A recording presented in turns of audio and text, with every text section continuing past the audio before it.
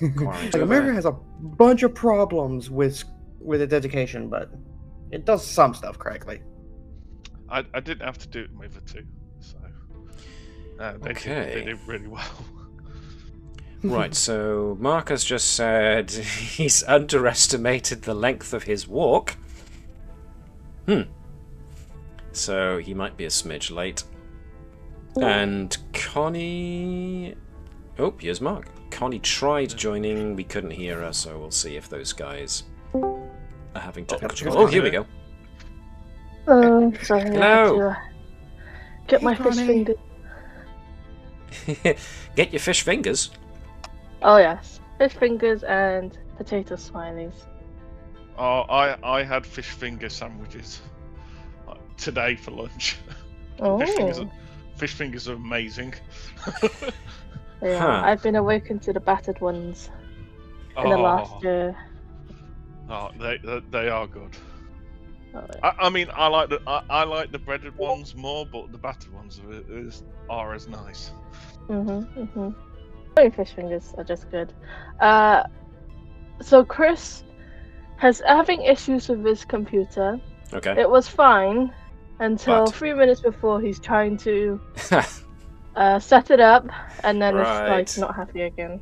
So he's restarting, and we'll see how it goes before he's gonna try the laptop.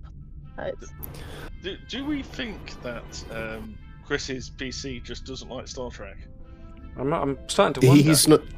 He's just not using the proper incense and oils to bless the machine spirit. And that's our first cross-franchise quote of the night, day, whatever time of thing we are. I think that's the challenge for today is how many quotes, cross-franchise quotes, we can get into today's game. Considering what I've got in store for you, I'm fairly sure you might not get many, but consider that a challenge. Okay, we will give Chris a couple moments longer, and in order to facilitate that, we are just going to quickly jump over to our main intro video, and of course we'll probably have science to get started on first. So excuse us folks, we'll be right back in a couple of seconds.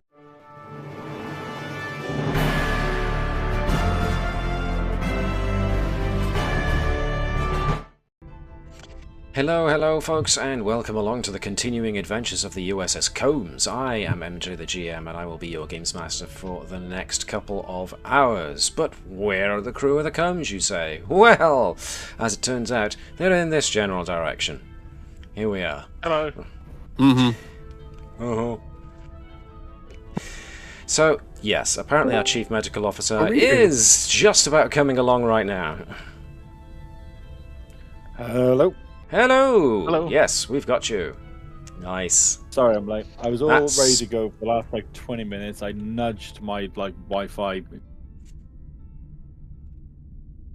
Oh. And he nudged his Wi-Fi again and it all went wrong. Because we've just lost your sound, Chris. Oh, everybody stop blessing the machines. Praise the Omnissiah.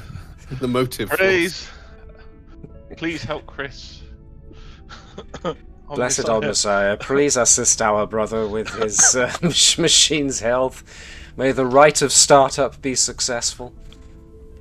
In the meantime, I shall pay homage and maybe just a homage to his Utter Crisp gaming channel while he is unable to.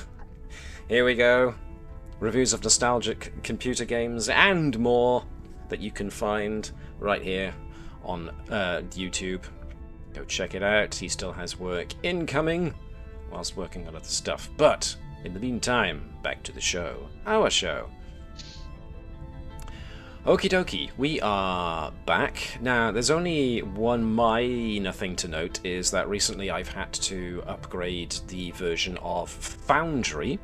No major changes really, just a couple of mostly cosmetic ones. Everything should look more or less the same, except for the dice are shinier. So, However it is they've done it, they have made Dice So Nice even more nice. So, you've actually got the capability of tinkering with those settings right there. If you look above the dual cog for settings, Dice So Nice is accessible right there. You can choose your own dice. Choose your own dice settings, the texture, the colour, all of that lovely stuff. I don't want to touch mine. I think I will, because now my dice look fleshy. Ooh, sinister.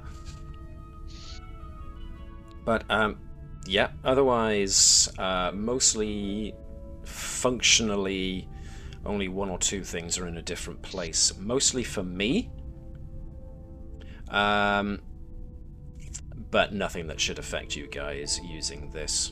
This still works the same as it did previous. Just with a bit more flash when it comes to the old dice. So, brand new episode. This should be episode 46. We are closing in on our 50th episode. So, the first thing we tend to get done at the start of a new episode is science! So, by all means, let us go to the bridge. So, previous science projects that we have still got ongoing are, of course, the continuation of the Aurora drive, the up-to-date new version of the displacement-activated Spore Hub drive, which is getting closer and closer to completion. And then there's also Commander Gerkow's entirely not dodgy or dangerous study of the Deneva neural parasites and their ability to communicate over distances. There was a hint that somebody had thought of something else to do, but whether or not you want to start that off now becomes your purview right now. So, if anyone else has got a new science project they want to start, whose was the new one? I don't know, but I've got space allocated for a potential new one on my list of your science projects. So I don't know. You tell me. Oh. Not me. Not you? Oh, okay. Dr. Sott, you're not working on anything at the moment. Oh, yep. We've actually lost Chris. We lost him. Yeah, okay. So, not him either. Not him either, okay. As far as we know. Or maybe this is the science project. His machine has shut it down because, confidential. Okay, then. In that case, let's just get straight back to what we were doing before with, does Gerkow want to have her science project first, or does Tavish want her science project first? Well, Tavish can go first. I'll wait for the medical officer to come back. That's probably a good idea, all things considered. Right then, where you are on the 4th stage of developing the Aurora drive, which is the dark matter coherent resonator required for navigation of the mycelial realm.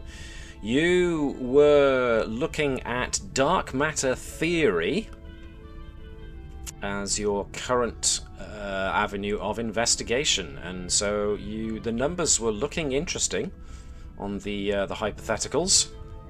And I think, in all likelihood, you had Captain Quantum himself, Ensign Aversion, as your assistant. So, if you want to continue along that line, that's entirely up to you. I do, yes. Okay. In which case, seeing as Connie is going to have her own role to do anyway, let's have somebody else be Aversion. I suggest Liz. What am I rolling for Aversion again? That's probably going to be reason and science with the focus of quantum mechanics, whereas Tavish is going to be rolling reason and science. Ooh, look at that shiny dice. I am easily distracted by shiny dice. No successes from Aversion, oh dear. It's all down to Tavish. 1 success. Okay. Interesting. Well, he does have assistant, which means he can re-roll the assistant dice. Correct indeed. So. Oh, I'm hearing feedback. Sorry, I'm cooking my fries, so I kind of don't have my headset in right now. Okay, no problem. 1 success. Okay. 2 successes in total. Very good, very good, very good. Which means that we have now gone beyond the hypothetical into the theoretical and out the other side onto actually creating the holographic test models to see if they will work under pressure and stuff like that. Running the simulations to see whether or not this coherent resonator will work. And so far, the results are looking promising. The numbers are coming together, which means the only thing left is to actually properly build it and see if it works. This close. This close. Okay. Yeah. Which means that we now pass from that on to Gerkow's attempt to create the semi-telepathic communication, recreate the telepathic communication method utilized by the Denevan neural parasites. And you wanted a Dr. Sott to assist, so we may as well get Mark to jump in. I'm back. Oh, you're back. That was quiet. Yeah, I had to go to my laptop. I think my PC and I need a bit of a conversation about our future at this point. Yeah, it seems to hate Star Trek with a vengeance. Yeah, so what am I rolling, sorry? Well, you're doing what you did before with the Denevan neural parasites. This is going to be reason and medicine. Whereas it's going to probably be reason and science for Gerkow. Oh, good. 3. Alright. Wicked. Very green. Oh, yeah. Very, very icky green, those dice. Which, considering what you're doing, is actually quite apt. Alright. The numbers are starting to come together. There is some kind of strange neurotransmission going on within these neural parasites. What the current parasites that you have in cold storage are actually communicating with? Not sure, but they definitely seem to have the ability to project neural energy over a distance. So, duplicating that in a technological form, we shall have to see. But now you've got the numbers, it's time to start putting them together and see if you can attack this from a technological point of view. You are at this point, and Dr. Sott would probably be the one to come up with this, you're probably looking at some kind of headpiece that attaches just over the skull of most humanoids, so that almost like a cortical monitor or a neural monitor, so that that device can take neural signals from your own brain, the wearer's own brain, and then shunt them into a communication device. The latency is going to be the main issue there with the technology, the amount of time it takes for you to think something for it then to transmit over distance, to the point where it becomes a more instantaneous form of communication than just traditional speak over a comm badge thing. That's going to be the main technological hurdle to get over for this. But otherwise, so far so good. Over halfway there of your current hypothetical investigative angle. So, moving on.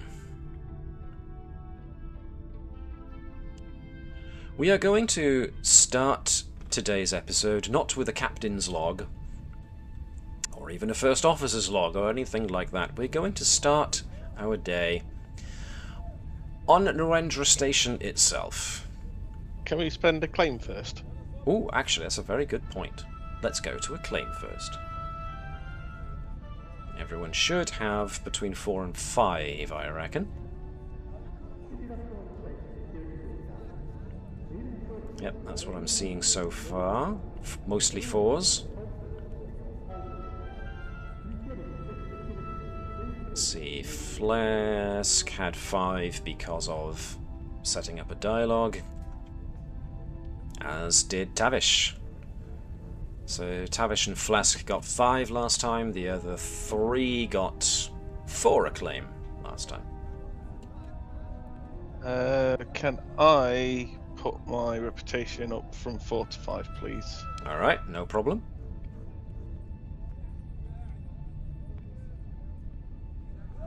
So take all your acclaim and essentially up your reputation track. There we go. Lovely. Anybody else got anything they would like to do with their acclaim or glory, depending on how you look at it? Yes. I would like to award Ensign Oroxa with a Legion of Honor.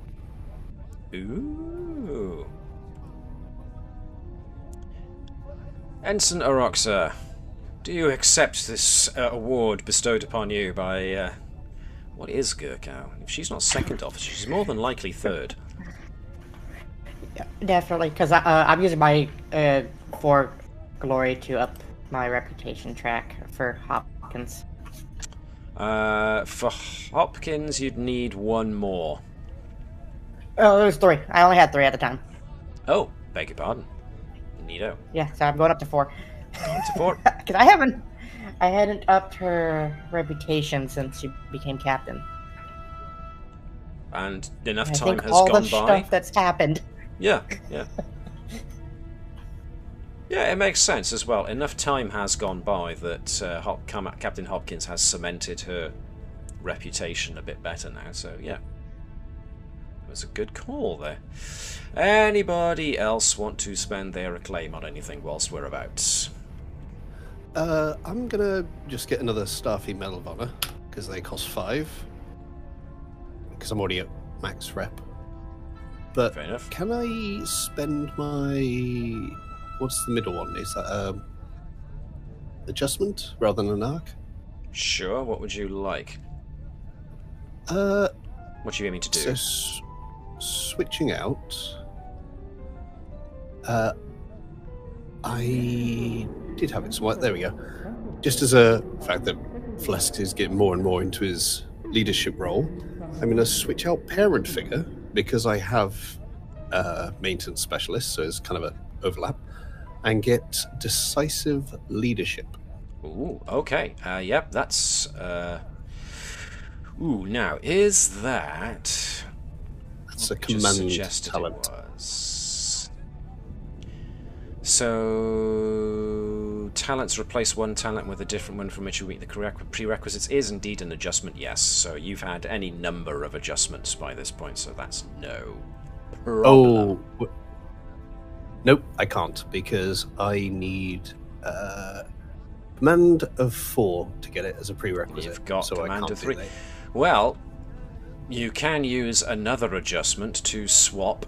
Actually, is it an adjustment? Let's have a quick look at that.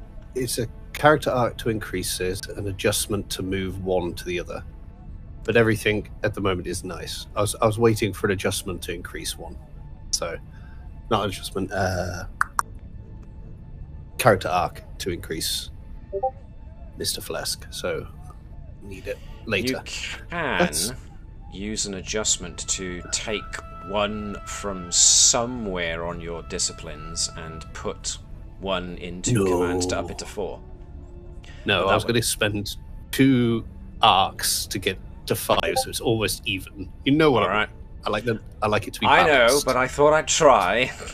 No, Just to because get then over it'd be your races. squiggly. No. So instead, because I can't do that one either.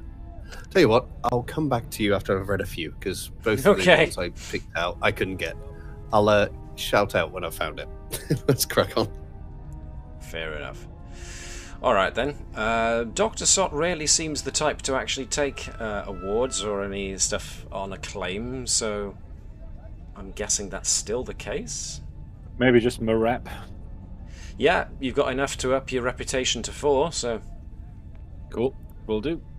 Spend all that acclaim on that, and you're done. All right, groovy. Everyone's getting so what's the word? Respectable.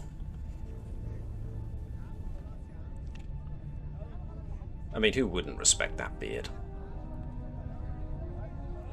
I'm trying to get more disrepute, or what's it called? The Piling reprimand. offs. Yes, because I haven't got enough to knock it down a peg, I believe. Have they changed the rules for that, I wonder? Mm. Let's have a look. We were looking at character development. We're looking at effects, reputation, acclaim.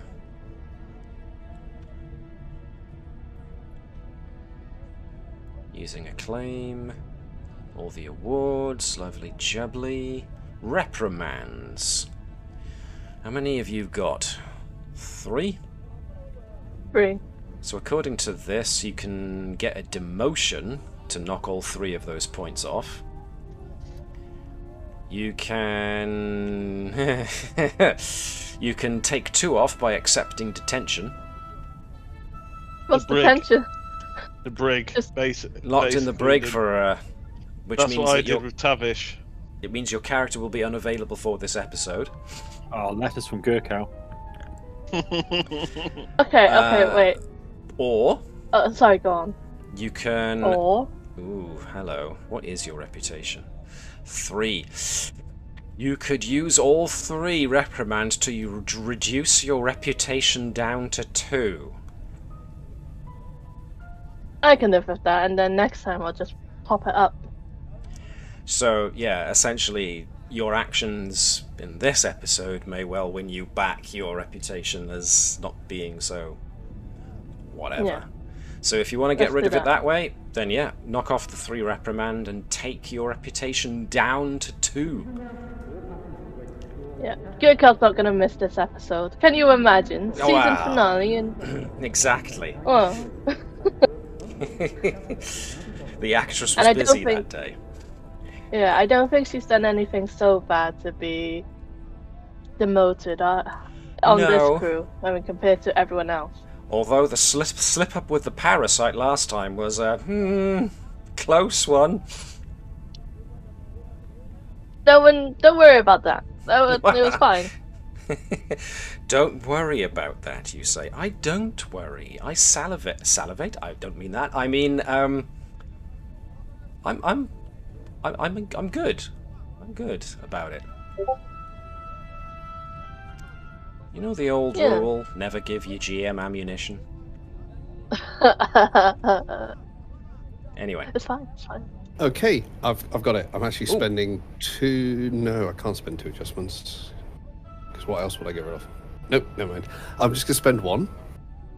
And I'll see about that next one.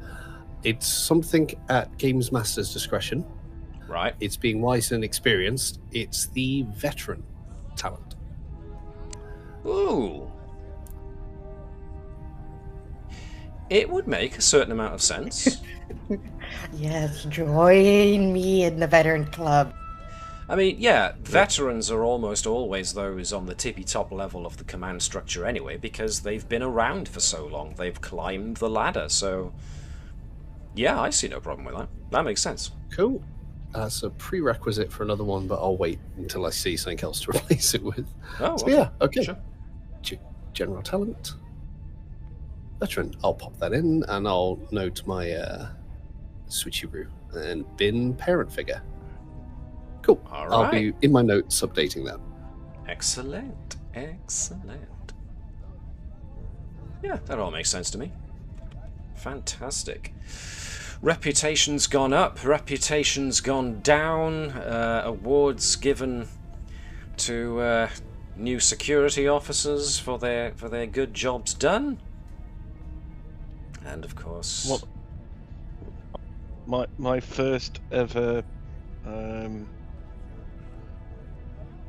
my engineering person's actually got a value now. No, not Ensign Kenson. Ah, yeah. Well, Cadet Carly Kenson now. Sorry, I forgot I demoted her. Yes, you did. Just give it a kick. Okay. You know, since we can spend our acclaim on others, I mean, I won't do it now. Is it possible to spend our reprimands on others as well? Reprimands are usually for stuff that you did. And give someone else the blame. Throw them under the bus. Exactly. The interesting text here in the second edition rulebook says when you gain one or more reprimands, you must purchase one of the options listed below, but do not have to spend all of it immediately. You can leave some reprimand unspent as a stain on your reputation. So the means of getting rid of reprimands does not include foisting it on somebody else, unfortunately. Wouldn't that give you more reprimands? Well, quite. So yeah, I mean, the options are court-martial for a 5. Woof. Like I said, demotion for a 3, detention for a 2. You can gain enmity from an NPC. An allied NPC that you've encountered, that you changed their disposition towards you to be negative. You can reduce your reputation. There's also shame by association. As a commanding officer, you stain the reputation of others in your department or on board your ship. Or there's status, which is a 3, gets rid of 3 reprimand, which is a trait for your character which represents or reflects your dishonor, cowardice, or disgrace. Or takes away a positive trait. Or the last one, you get stripped of one of your awards to an equal level of reprimand that you bought it for from a claim. So those are your options when you get reprimands. I would ask our captain for promotion, but I can see her saying, fuck no. Oh, sorry. Well, in this case, the vehemence of language might very well be justified, yes. I didn't mean to swear there. No, that's good. I think that's the reflexive response everybody would give to hearing Tavish ask for a promotion. So, well, yeah. I just want to become a commander. That's it. You know, just a lieutenant commander.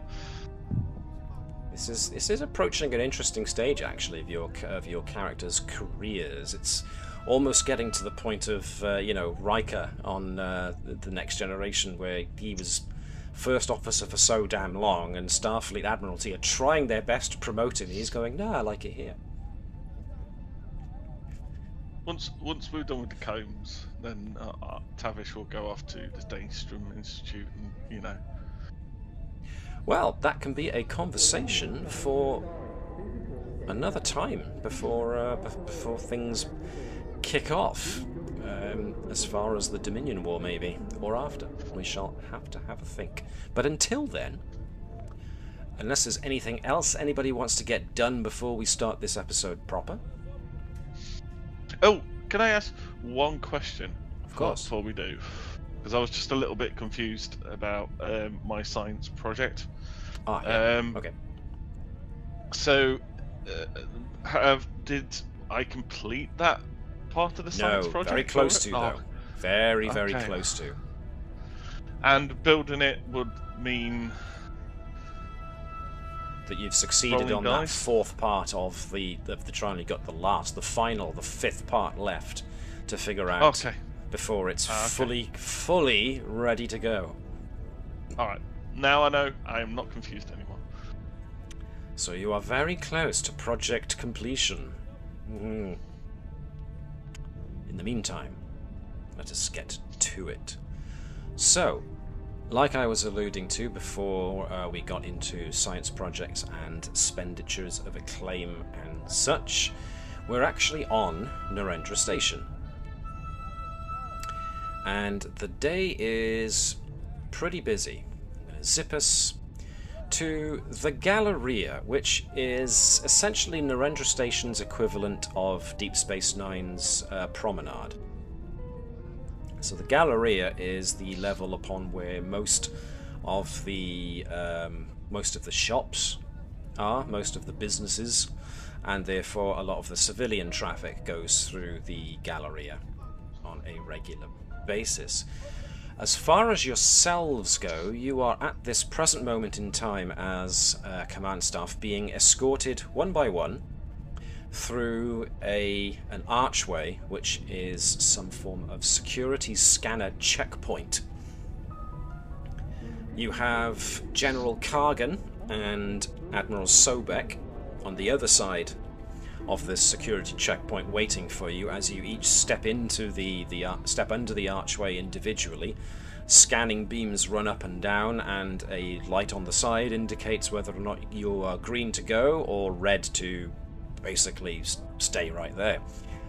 There's also Starfleet security and Klingon security too, officers on either side of this arch monitoring your progress as you get scanned and asking you to pass on once your scan's complete. Needless to say, each of you comes out green and are then escorted down the corridor by General Kargan and Admiral Sobek. Kargan starts us off. Well, as you can see here, these are our newest security measures thanks to the Federation. Admiral Sobek steps in. Indeed, Starfleet security has apparently been working very diligently in partnership with Constable Odo of Deep Space Nine in order to try and create a means of more adequately detecting shapeshifters in our midst. These scanning archways have now been posted at many intervals along the interior of the station, at all sensitive access points and public access points. As he says this, and you are still proceeding down the corridors towards the main thrust of the Galleria, you start hearing the commotion of more and more voices further up ahead. And it's General Kargan who speaks up next to say, well, let's just say that not everyone is terribly pleased with this new security measure, although I fail to gather why. You'd think they'd thank us for this extra security. So, Sobek and a rather... he's not angry, he's not broody, he's just kinda not happy. An unhappy General Kargan walks his way over along with Admiral Sobek to the end of this little corridor section here, which opens up onto the Galleria more properly. And the first person that your group meets is Lieutenant Commander Sardo Valley, who's head of security for Starfleet here on Narendra Station.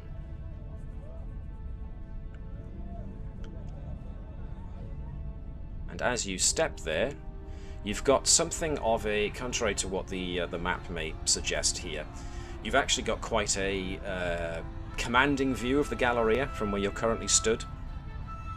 The walkway you're coming down started high on the Galleria and comes down low so that you can actually join the main floor where all the people are gathered. And there are lots of people gathered. Lots of individuals from all the different member races and some from further around. They are basically angrily filling the length of the Galleria and are, well, protesting.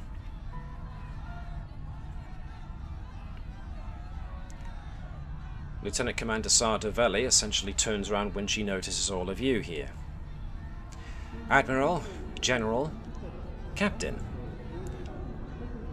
Commanders. Well, as you can see, and she turns around to face the angry crowd, The number of civilians gathered to express their dissatisfaction with the current security measures has increased.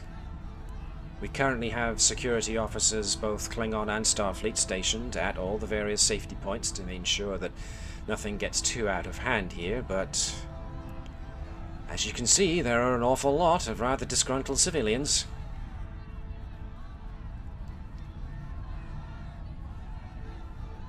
A lot of them are protesting the intrusion into their privacy, more than anything else, it seems.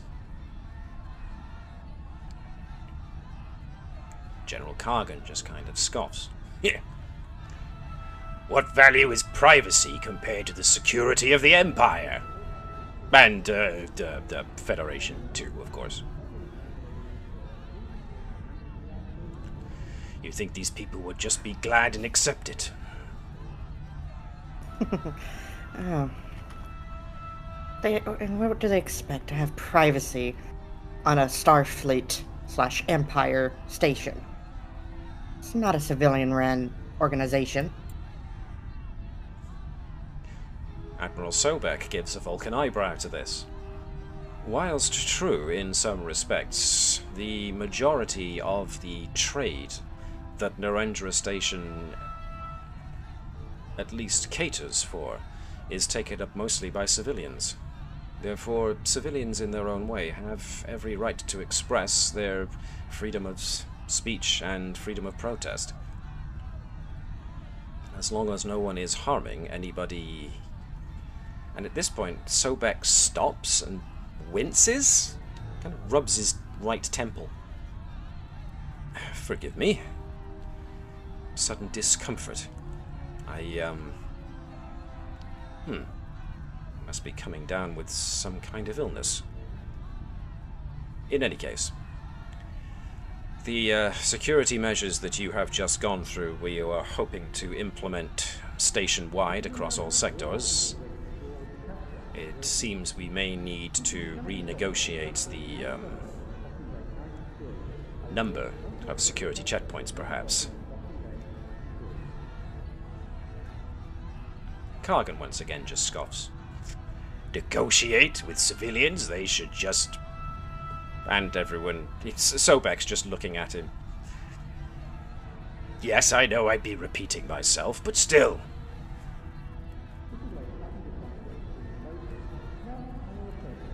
Hopkins, unless anybody of the rest of the crew have got anything to comment in this regard?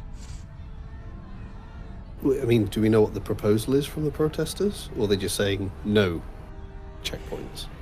Well, a good many of them seem to be holding up placards that suggest, yes. A lot of these security checkpoints involve not only scanning you up and down so that, you get all the medical details of somebody right on the spot, right down to the, molecule to see who and what they are, but people have to have their belongings searched and their records checked, so... Well, I mean, with Phlesk's power of persuasion and negotiation, I'm sure I could have a chat with them, but let Hopkins go. Well, I wasn't suggesting that folks actively try and calm down the protesters unless they actually want to try and do so. Oh, no, let's move on, come on. Commander Sardavelli puts a hand right across Tavish's path before she goes any further. I mean, I'd be happy to give it a go, to just try and understand them, make sure they feel heard, but also Phlesk's incredible charisma.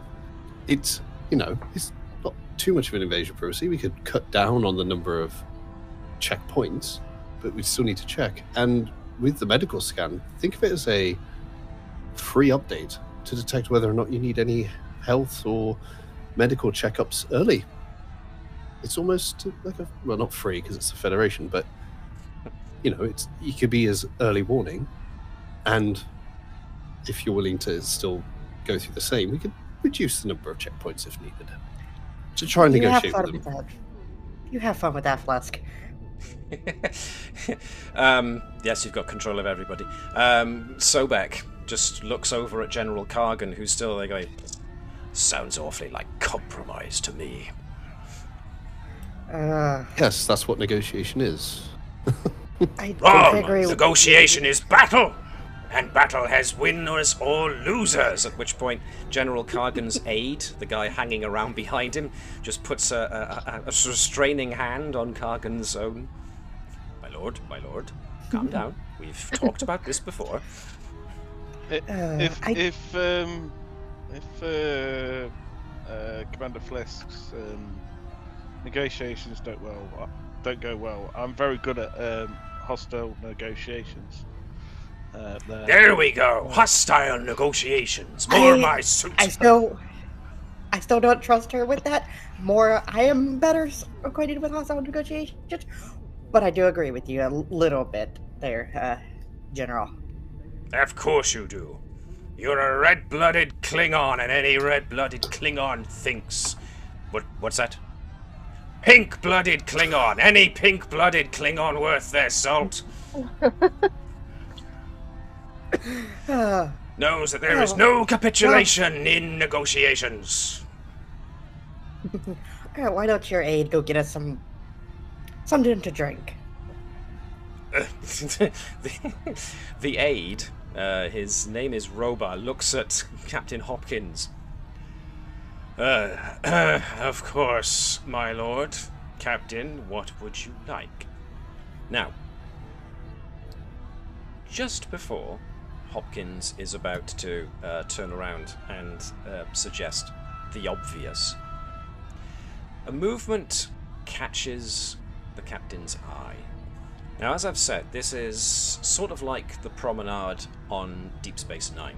So you've got the long walkway, and along the sides, along the walls and the different alcoves, you've got the various civilian businesses, the entertainments, and all of that jazz. And of course, you've got elevated walkway flanking either side of it. And so you've got those, almost those, what do you call them? Bridges, catwalks, overpasses, that kind of thing, where other people can move from one side to the other whilst they're on the upper level. And you spy a Klingon who is currently hanging on to the balustrade of the, let's call it the catwalk, and is staring very intently at your group. And Captain Hopkins just catches this Klingon out of the corner of her eye, but then it was like one of those quick gazes that your subconscious mind that takes everything in registers, hang on, I recognize that, which gives Trasa a chance to do a double take and look back, and this Klingon definitely looks familiar. He's standing up, he's hanging onto the balustrade, he's leaning forward, he's staring intently, as it turns out, at Hopkins herself. It's Darkran. Oh. Everybody remember who he is? Nope. Okay. An idiot. Yeah. Oh no, Sorry. I do. I'm just thinking, how much shit would Hopkins get into if she immediately pulls anything out and tries to hurt him? Well, the moment he notices you notice him, he straightens and starts to walk off, but he doesn't turn his head away from you. And he walks off and disappears around a corner.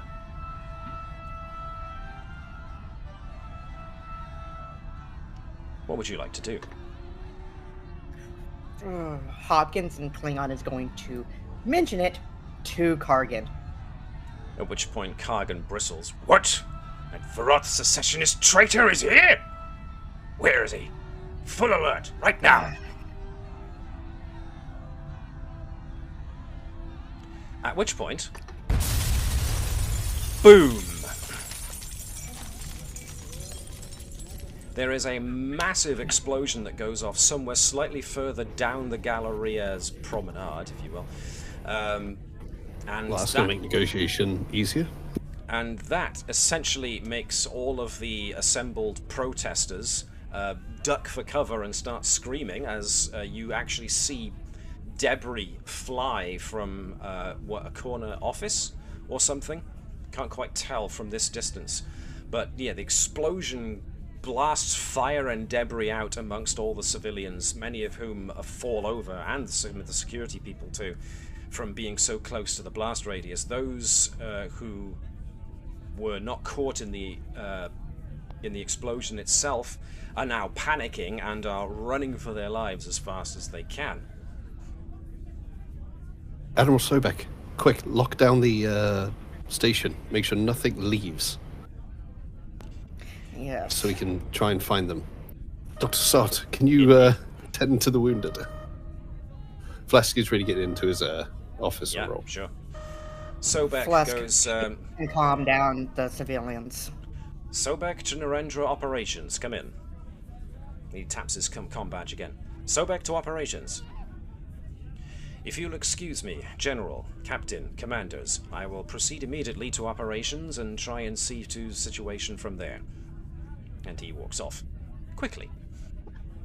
Phlesc is trying to talk to the Klingons, like, try and get to the port and just stop any ship leaving.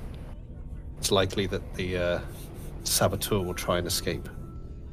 As long as they're on the station, even if they're hidden, if they can't leave, we'll find them. Alright, I think it'll be hard for them. Plows off. That leaves Commander Sardavelli and her Klingon counterpart, Lieutenant Carbell, who are now essentially rushing up to their fellow security officers and shouting orders to get people to evacuate, at which point Sardavelli looks down the length of the Galleria and goes, "Wait a second. The explosion came from the security office. Someone just We need a bombed medical the security team. offices." We need a medical team at security.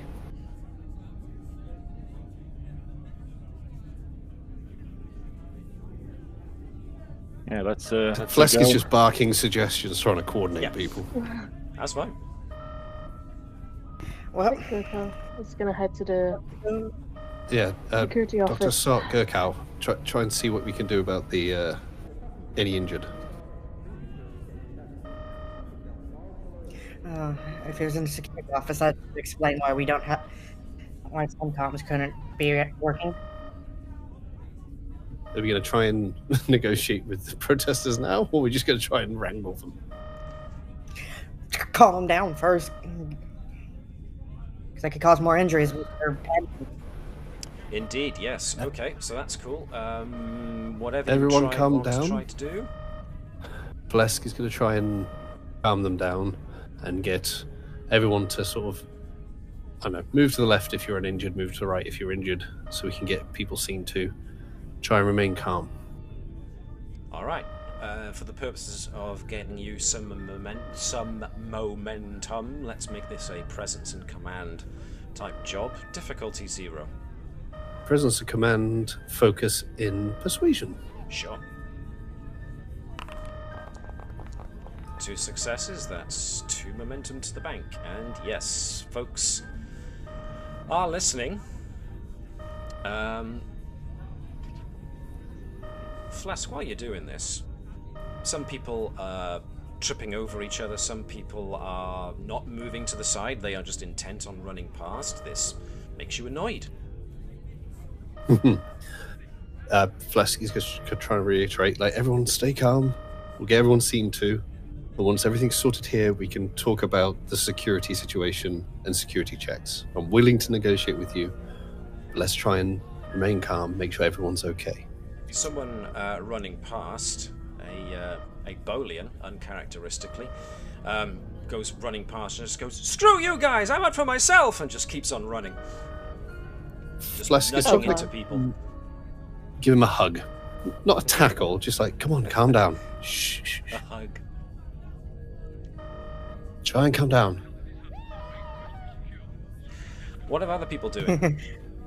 Hopkins is heading to where the explosion was. Okay, one going to security. Alrighty, who's? Who do we have? I'm gonna that... go with her. Okay. Wait, no. Did Tavish see the saboteur run off? Because Hopkins definitely did.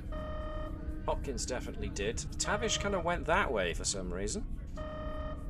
When things That's Running Phlesc. away! Phlesc is just going to yell at Hopkins, "You saw the guy! Run after him! See if you can catch him!"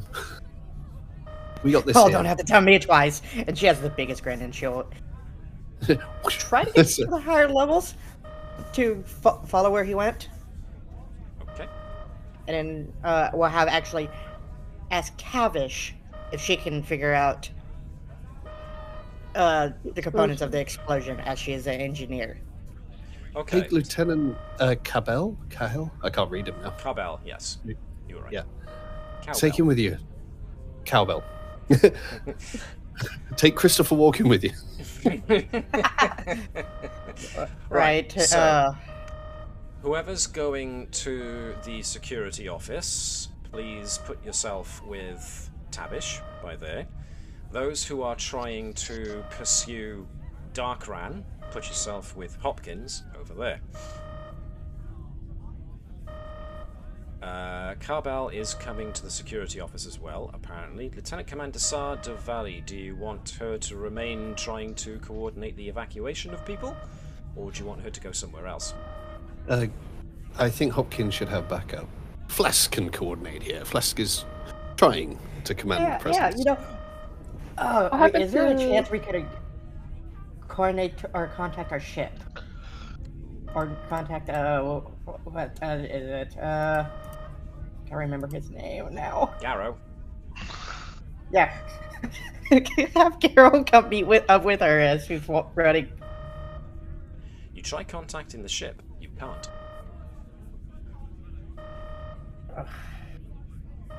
Which would make sense because you saw Sobek try and contact operations and couldn't. Let me know if you want me to go. Do you want to go to security with the investigation team and the medical team? Or is Dr. Sott staying here to treat the people immediately here? That was my next question. Yeah, Dr. Sott should be treating the wounded. Gerkow, you can do triage and send them to Dr. Sott. I like how we're splitting the group into for three. no reason. Triage 1, Gerkow. Triage 2, Hopkins. Nah, you're not injured. Whack. Now you are. Triage 2, more like emotional damage. Only if we had a certain other doctor. Well. So you've lost an arm. True. Oh, looks like a flesh wound. Chris, that is true. What is our other? Put your oar in. What would you rather Sott be doing? Taking care of the civilians or see if there's any fatalities in the security office? Chris is on BRB, AFK. BRB, AFK. Okay. Shout to him in the kitchen. Yeah. I think he would check out the... Well, it's his doctor's duty to check out the injured, so I think he would do that. Alright. We'll come back to that in a moment then, in which case I will have Gerkow and Tavish go to the security office. You have to pick your way past injured people and, of course, past the shattered... it's not brickwork exactly, is it? But the shattered outer facade of the security office, it was blown out. So you have to negotiate your way past debris, essentially. So you eventually manage to pick your way. I'll turn off the red alert for the moment. As you make your way inside the security office. And unfortunately, yes, you can see that there are two people who were inside when the whole thing blew out. But it seems like the majority of the explosion came from the back end of the security office, which looks like where all of the cells are. Carbell rushes in. All of the cells are down. Where are all the prisoners? Can fly storms in the immediate. I won't say in the immediate area, but there's loads of people around. Can I see where the for a guess, there's going to be like at least some like burn marks from the explosive somewhere, Sure. where it's kind of obvious. So can I have a look for that? Yeah, sure. One cell in particular looks like it was the one that was the emanation point of the explosion, the middlemost one. Going over towards it, yeah. Going over towards it, you can see the entire back wall is gone. Oh dear. All right, that's not good.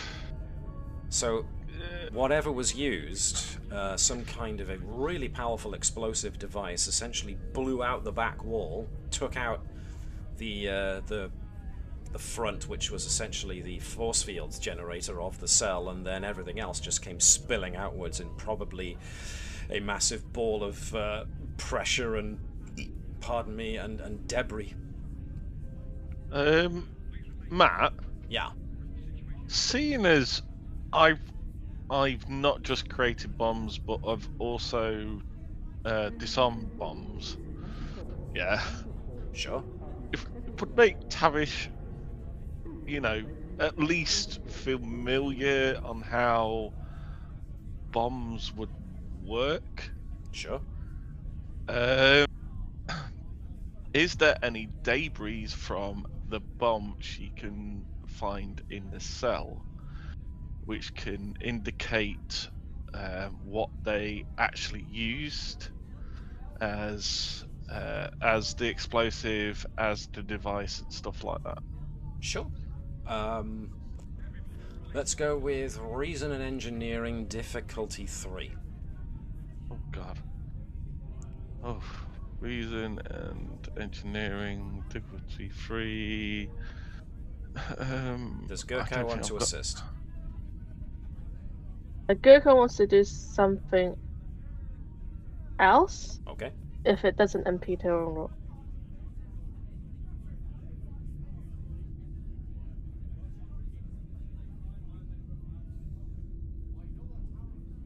Let's check these are all going off. I have not got anything I think will work for this. Not for foci, no, not really.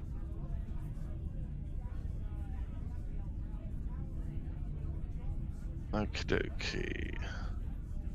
Nor have I got anything in talents which is going to help me here. Nope. Then it sounds all like right. It's just going to have to be raw aptitude. Yeah.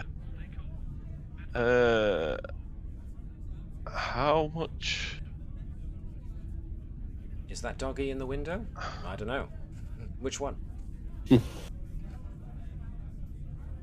How much? I can't actually see how much. Oh, I can't remember what it's called now. In relation to momentum. What? Momentum. Okay. There's 2 momentum in the pool currently. Can I borrow momentum? I use a momentum. Go for it. Awesome. All right. I'm gonna. Could somebody do that for me? Because I can't actually see the momentum anymore. I got it. Thank you. Okay. And I will roll 3 dice. More dice. More shiny dice. Ooh! Bingo, bango, bongo. Exactly what you needed. Alright. Groovy. You reckon there are chemical trace elements of a common explosive called triceron, but it appears to have been mixed with something else. Some kind of unique chemical additive that's made it even more volatile than it normally is. Probably something synthetic. So we're talking somebody has gone to the trouble of more than likely getting hold of a regular easy to get a hold of explosive, but they've then gone to the trouble of chemically altering it to make it even more destructive? I'm going to let Gerkow know that there's a synthetic compound. I'm not too sure what it is. And probably go, is there any way you can test this synthetic compound, find out exactly what it is? Because, I'll explain exactly what this synthetic compound has done to this. What was it called? The triceron explosive. Yeah, the triceronic. So it's made it more volatile, and ask her if she could take a sample and do a science. Do a science. Yeah. Nice. I'm probably going to need my science station to run the analysis at the least. That's fair. Be a bit difficult. So what was Gerkow going to do? So just in terms of security, she's going to find out who was held in these cells and put out an alert to be just so we have prisoners that have escaped, keep a lookout for them, and then in these identities see if just take a note of the identities in case there was specifically an intention to prison break one of these people. Ah, interesting. Alright then. Control and security, since we're accessing security systems. Okay. Let's see. Can I use... I will get Lieutenant Carbell to assist you because he has got, obviously, access to the very systems you are looking to access, so... No. Can I him along. Take up the last point of momentum to use the did the reading for talent? So shiny. As long as folks are alright with Gerkow using the one last point of momentum in the pool so far? Go for it. This will be difficulty 1 anyway, so... And I'll count as having a focus. So. Oh! 5! On the snot-coloured... Okay, groovy. So, with Lieutenant Carbell's help, yes, you managed to find an intact, maybe not an intact computer monitor, but at least an intact equivalent of a network cable, so that you can try and modify your tricord a little bit to read the info from the security database. As you go through the list, it's a bit garbled at first. You have to do a bit of jiggery-pokery in order to essentially get the thing to work properly, but you do get a list of recent inmates, and one of them was apparently the person in that cell was a Lieutenant Ferguson, Starfleet officer who had apparently been caught using these new security measures and is a suspected spy for the Dominion.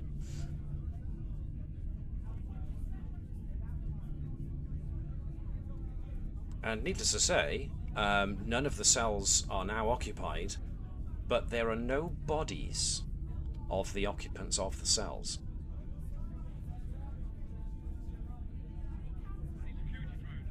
We've all escaped. Is there any way... actually, quick question, actually.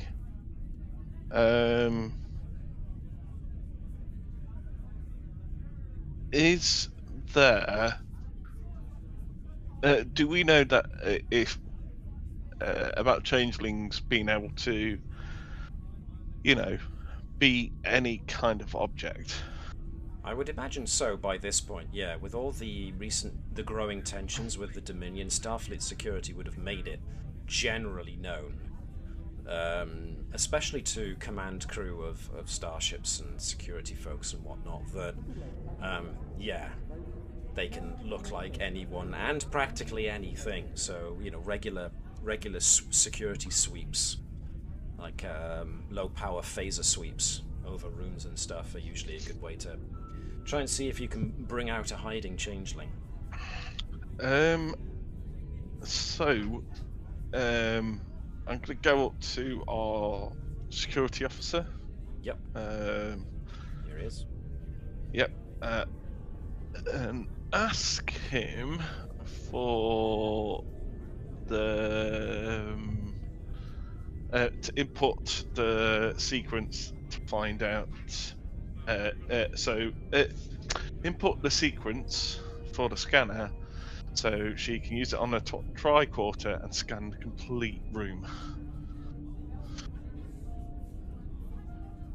You want security clearance from Carbell, essentially? Yes. Yeah. Okay. And he can delete the sequence afterwards on her tricorder. She has no problem, you know. Okay. Giving up the sequence. That's no problem. He gives you the code necessary. Yep. Nice. I'm going to then scan the room for any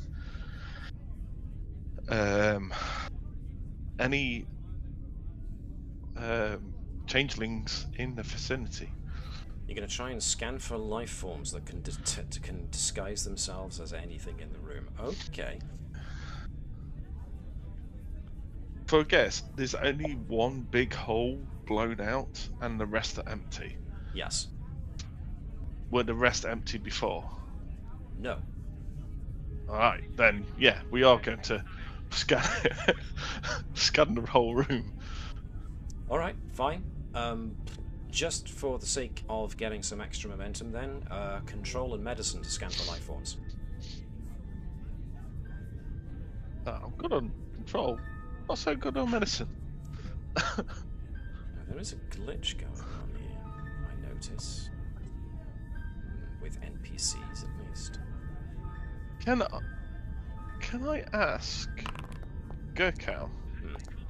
Nothing from Carbell there. Sorry. Can I get... Is Commander Gerkow better in... No, she's not better in medicine than me. No. We're the same. Oh, this is why we should have brought the goatee with us. Yeah. One thing. Have we reached that point yet where we know to test for blood to detect a changeling? Blood screening has in been in operation for a good bit, yeah. Okay. Oh no. Yay. And I still haven't got a... No, you deliberately lost your Legion of Honor, didn't you? Yeah.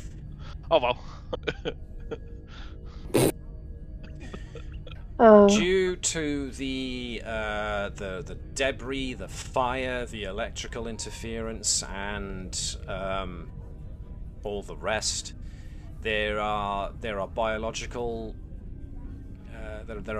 signs in amongst all the debris, but that could just as easily be from the two security officers who unfortunately got caught in the explosion and were essentially shredded to pieces by either the debris or the concussion wave of the bomb. And so your readings are inconclusive.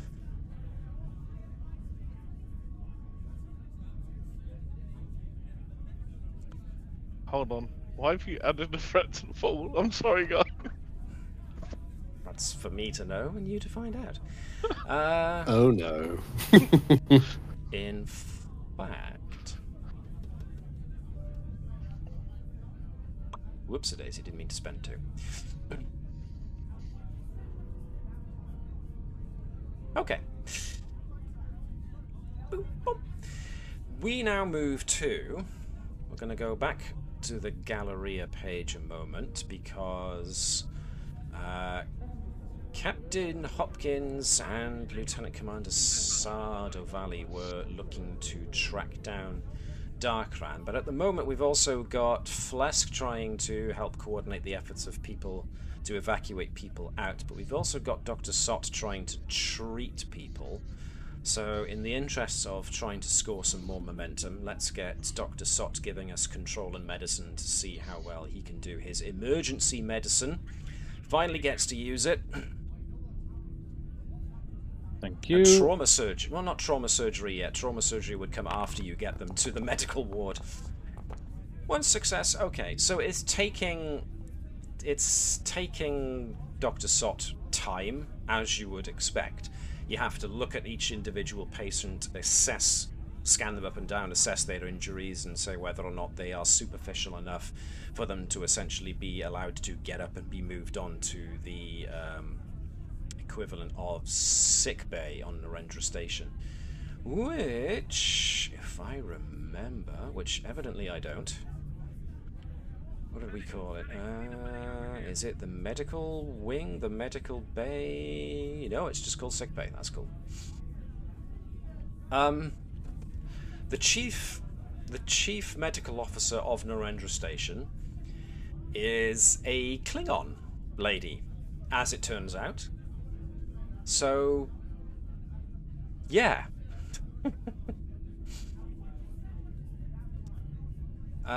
What is her name again? Is it Naraya? I think it's Commander Naraya, yes. She has something of a reputation, but she is still a good doctor for a Klingon. She is still a remarkably good doctor for a Klingon, so her bedside manner still has something to be what's the word? Desired. Still has something to be desired, but you know, they will at least get shunted off to sickbay where they can at least have their wounds, their superficial wounds looked at. You don't find many people at first who need emergency medical treatment, but the closer you start getting to the point of the explosion, you will find people with heavy lacerations from debris, and some even have crush injuries from the falling, essentially the equivalent of concrete blocks and whatnot falling on them. Can I ask a question? Ooh, okay. Was it Commander Naraya? Yes, it was. The CMO of Narendra Station. I think that's who she is, yes. Let me go back yes. and check. Yes. I have a favour with her. Aha! Yeah. She's the one who helped Dr. Sott with putting Neshlel into. That's a good point. Tavish. So yes, she is a colleague of Dr. Sott's. Just as an example, one of her values is "You'll live, now be quiet."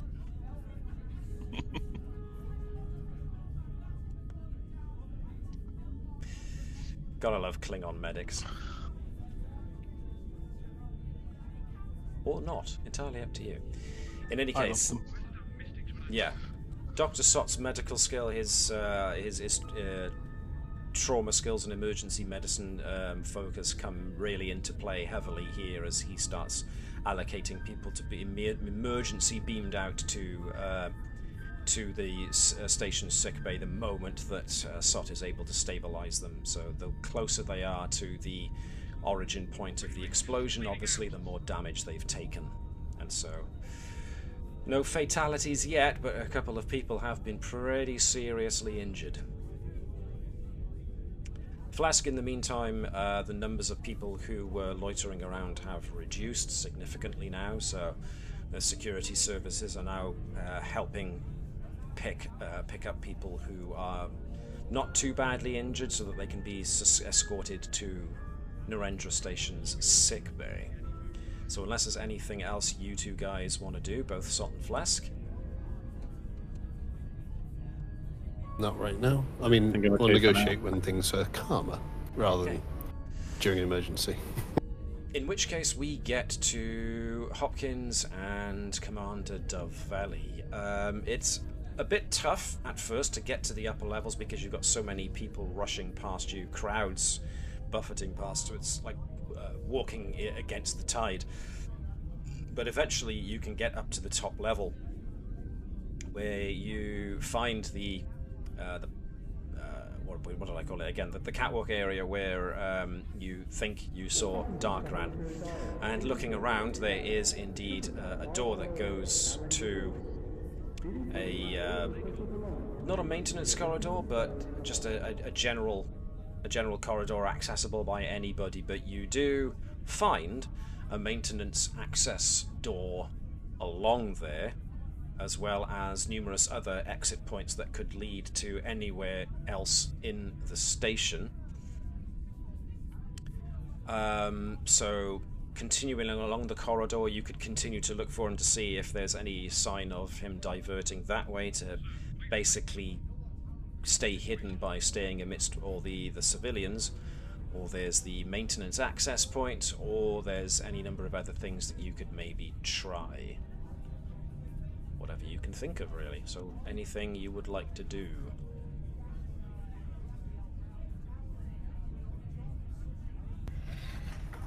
I try the... Go for it. If I was a sniveling little coward with no honor to my name, where would I go? What type of systems does this maintenance hatch lead to? It would be the slightly bigger equivalent of Jeffrey's tubes. So basically the behind the wall areas where you get to do maintenance, essentially. You know, the power conduits. What do they call them? Network communication lines. You know, the kind of stuff you keep behind the wall panel, out of sight, so that stuff that needs maintaining, like, you know, the environmental systems and the power regulation and all that stuff. If you were gonna do basic maintenance, you would use these maintenance tunnels. If I can't get comms off ship, that means he can't contact his ship if it's cloaked. So he has to go to... She's gonna head to the nearest shuttle bay. Shuttle bay? The nearest shuttle bay would probably actually be the main ship docking area. But yes, you can proceed there if you wish. Sardavelli is very interested in why we're going there. If I can't contact my ship, and if I can't, then he most likely can't. And if he wants to get off this place, then again, he could also mess with our communications and other stuff. But for him to get off the ship, he's gonna have to, or the space station, he's gonna have to steal a ship. So you reckon he's going towards the main dock to try and steal a shuttle or something? Alright, I'm game. That is my hope, because he is a sniveling little coward who has no honor. He is actually worse than a Romulan, to believe it. I will have to trust your assessment in that regard. Okay, in which case, let's take you to the docking bay. Let me just take away all these folks. And eventually you guys will get here. Oh, did it not take? It didn't take. Let me try that again. Copy. Paste. There we go.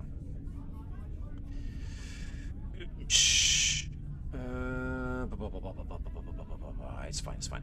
So, getting to the docking bay eventually. You find the place something of a... not exactly a hive of activity, but there are still a good many engineers milling about the place, busily, and you eventually come across the lady whose job it is to maintain all of this, Matty? Master Chief Petty Officer Tieni, who sees you both coming and essentially steps forward. What's all the hubbub? Did I hear an alert? Traitors are on board. You haven't seen anyone in particular, have you? Anyone? Not so far, no, but we're having trouble actually getting anything working around here. We've got some kind of command override. The docking bay doors are stuck shut and nothing's authorized to leave. Or get in, for that matter.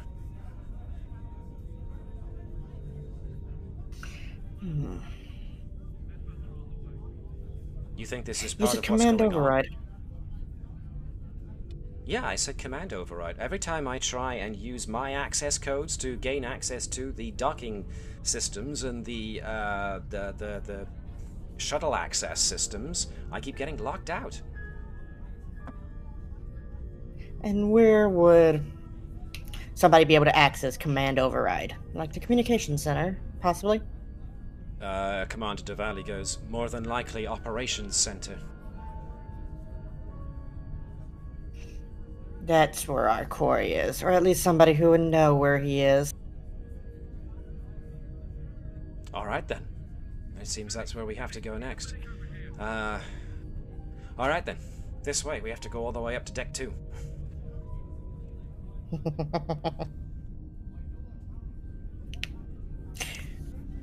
The moment... Actually, I'm going to spend a threat. The moment you get to the nearest turbo lift, guess what happens?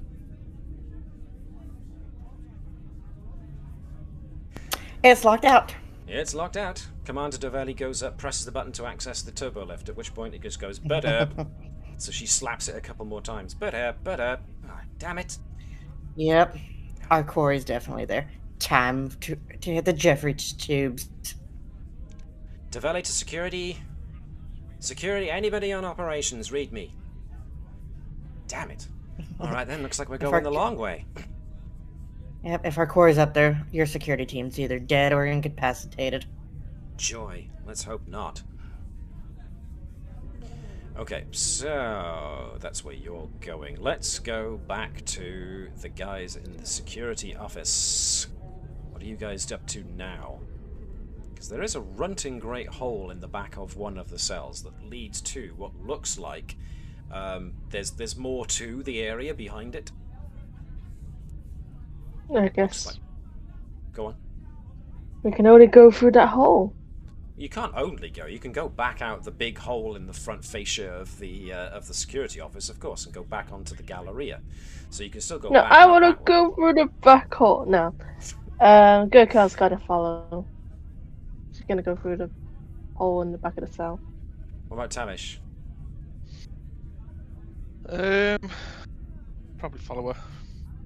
All right. So at this point, Phlesc and Sott are out on the Galleria doing their thing. Are you going to appraise them of the situation? Because communications are currently down, so that means you have to physically step out of the wreckage of the security office and physically tell them what's going on. Can we have Lieutenant Carbell tell them? You can have Lieutenant Carbell tell if you two want to get to this as quick as possible. Yep.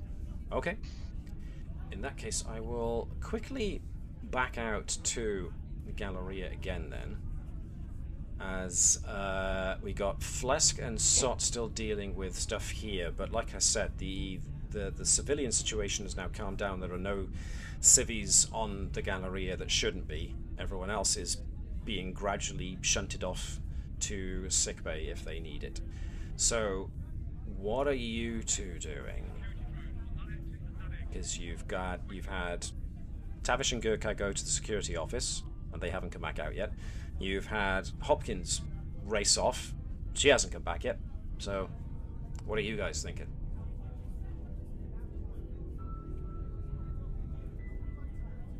Where are we needed right now? Well, yeah, we've I'm assuming we've treated and tended to this situation and it's okay now? As best as you can. I mean, there are so many people, but there are now security officers who are free, who can start escorting people who are injured to sickbay, and those who are too injured to walk can be transported. Well, if Tavish doesn't need assistance with sorting things out in security, given the information, we can go with try and track down the captain, see if we can assist there. Sott, are you game for that? Yeah, sounds good to me. Alright, so you guys are going to be joining up with the Capitan. Alrighty. Which brings us to the two in the security office then. So, let's have Tavish and Gerkow. What you find is behind the cell there are maintenance service tunnels, which makes sense because everything has got maintenance areas behind itself. But a lot of these are big enough that you can stand up in. It's not the crawl around on your hands and knees Jeffries tubes that you would find on a starship. This is a space station after all, and therefore the maintenance areas themselves are a lot bigger in scope and scale. So you do find yourselves, hopefully you can see this,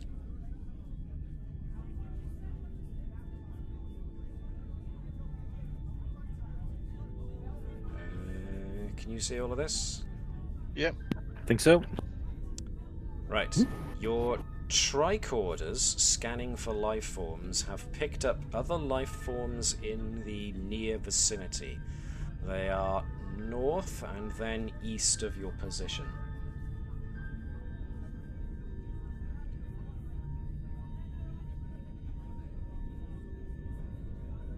I wish you need me to step ahead. And the closer you get, the more you can hear voices coming from around the corner. Can we hear what they're saying? They are a trio of Klingons who are chatting at another alien. The alien, you think you've seen their like before. If you cast your minds way back to the time that just before the Klingon Federation War actually kicked off properly, you had that big farewell ceremony between your crew and the crew of the Mapui. And there were those Klingon contests, essentially, so that former colleagues could part as friendly adversaries, kind of thing.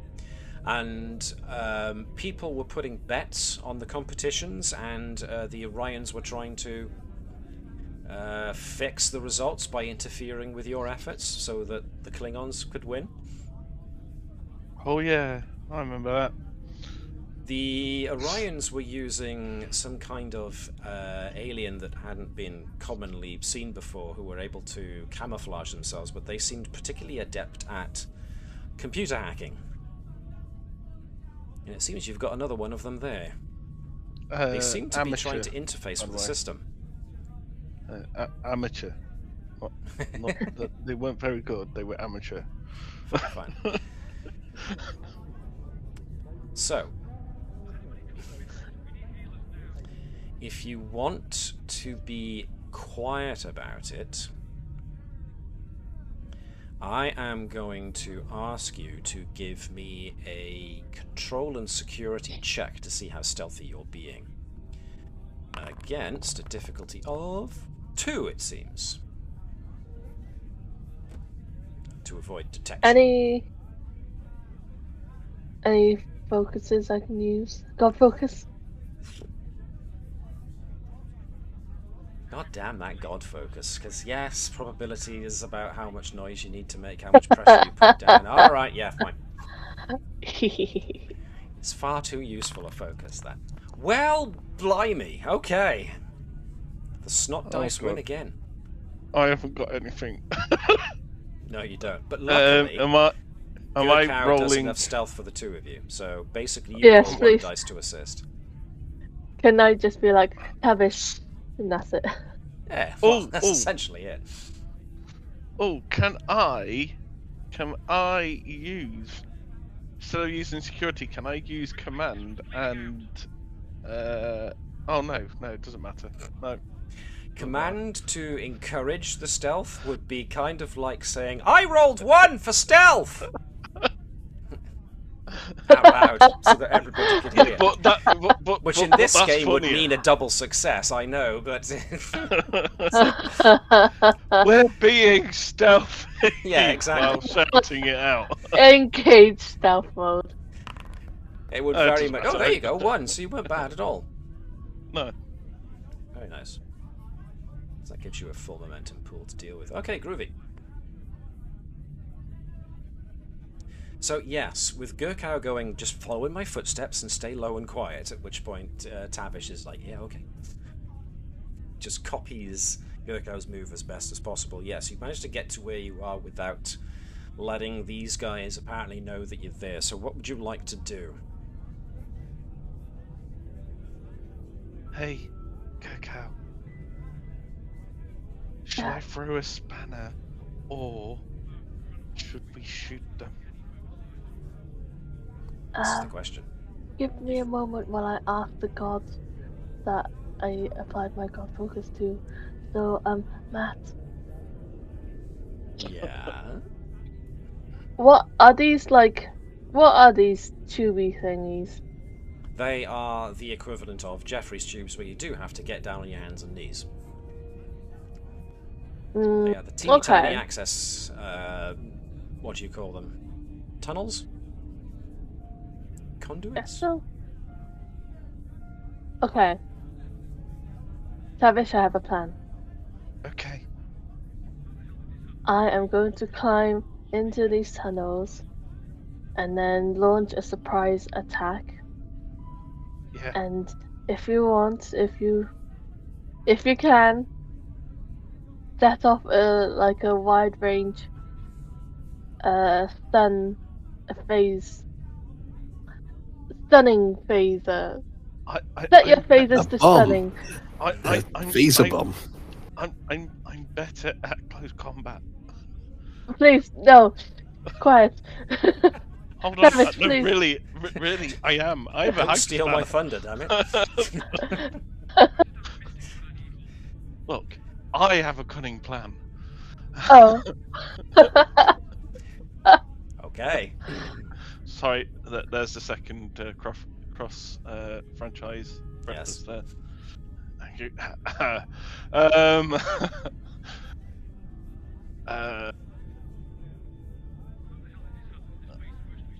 We both go in, we knock him out, and then I sort out the hacking stuff. Which kind of We're goes both with what going Gerkow was going to say anyway. The whole surprise attack and use a wide-angle phaser shot on stun. Yeah, but this is Tavish's idea. No. But she didn't say she had a cunning plan, so. But say you have a cunning plan. Okay. I have a stunning plan. You have a stunning plan. There you go. Oh yeah.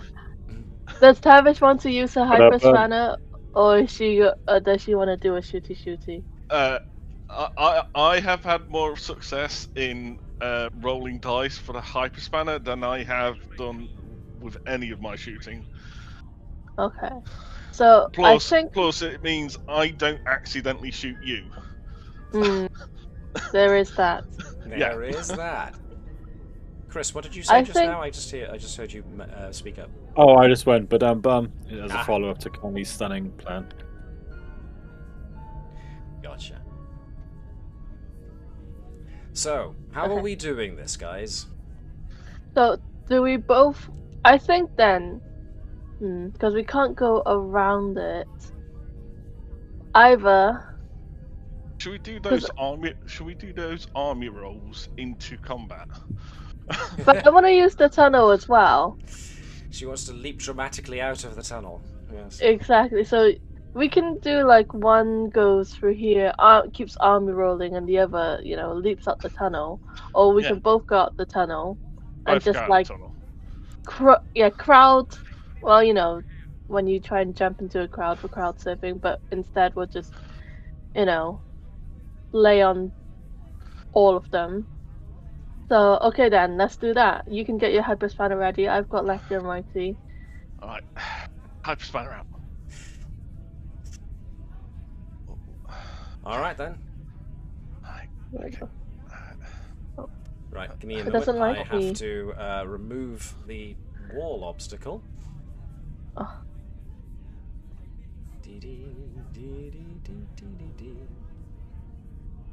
Should be good now. Oh, another question. What is this isn't a console, is it? Over here? No, that's a power conduit. Yeah, okay. Ooh! Actually, Matt. Yo. Hold on. Thank you for that. Is that power conduit to the place where they're hacking? You don't know. Oh. You're mostly a starship engineer. You've not really ever taken much interest, as far as I'm aware, in Narendra Station itself, so... Actually, no. Okay, convince me. I do have a favour with the chief engineer of the Narendra Station. Narendra Station, Cool. okay. Which is Lieutenant Olok.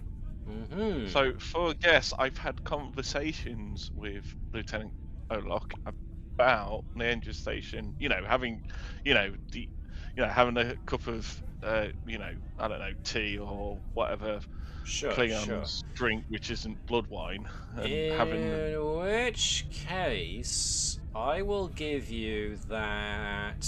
You guess then that whatever they're accessing is not main power, because otherwise they'd be in here accessing that. If they're accessing something else, that suggests if it's not power systems, then it's probably other systems. Security, life support, communications. Actually, I was gonna send whoever is touching it, gets electric shock and just kind of goes and then falls onto the ground. But then we lose whatever information. So yeah, okay, that's probably a bad idea. Okay. Oh, we'll go with the original plan. I just, I had a thought. You did. Thanks. Okay. On you go.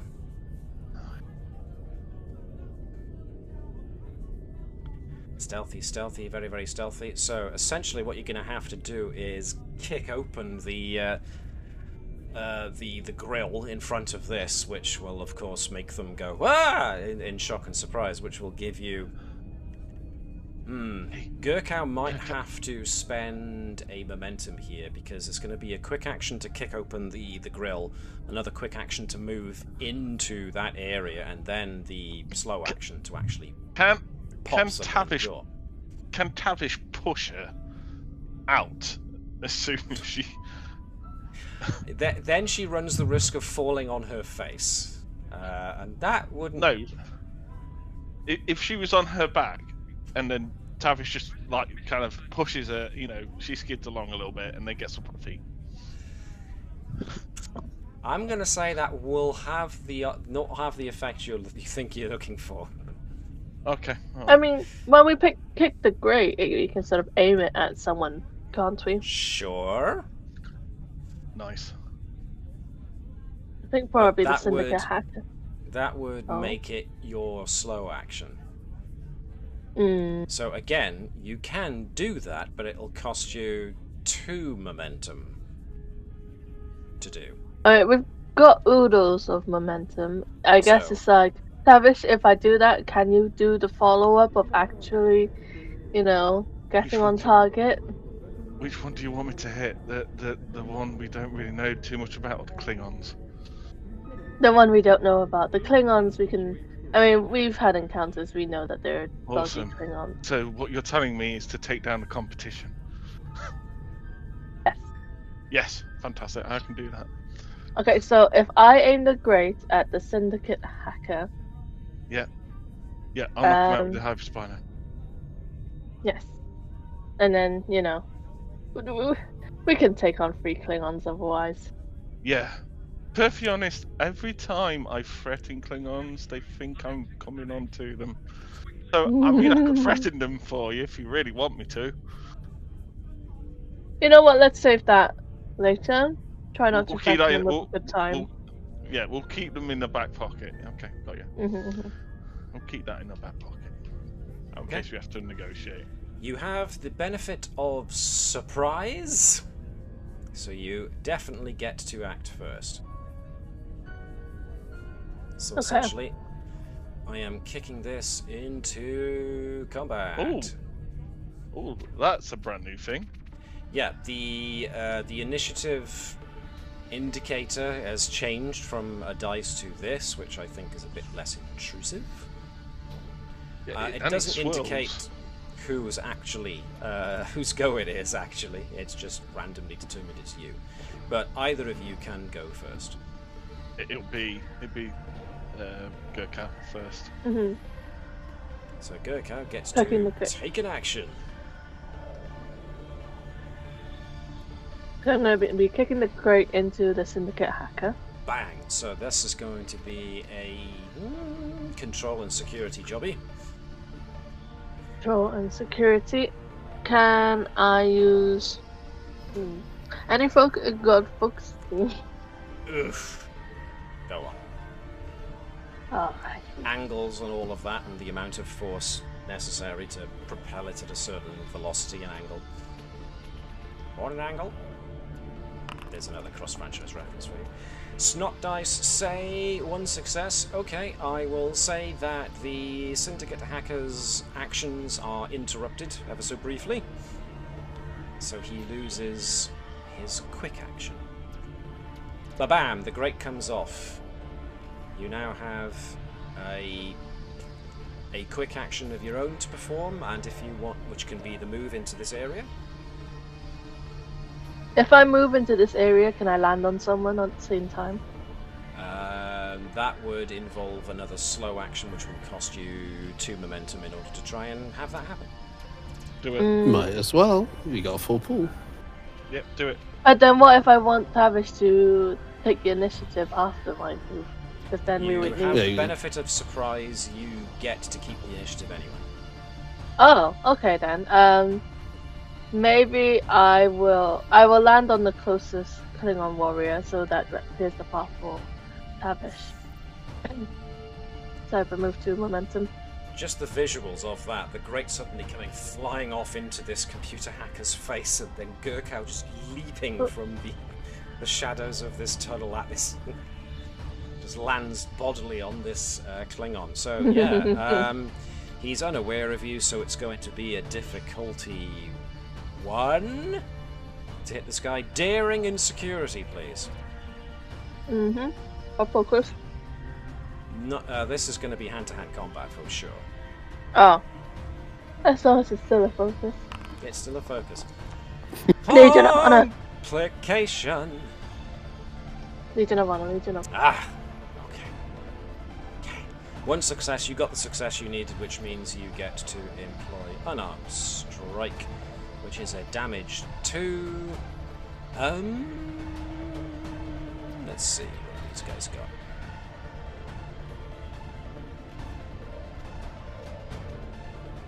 Nope, okay.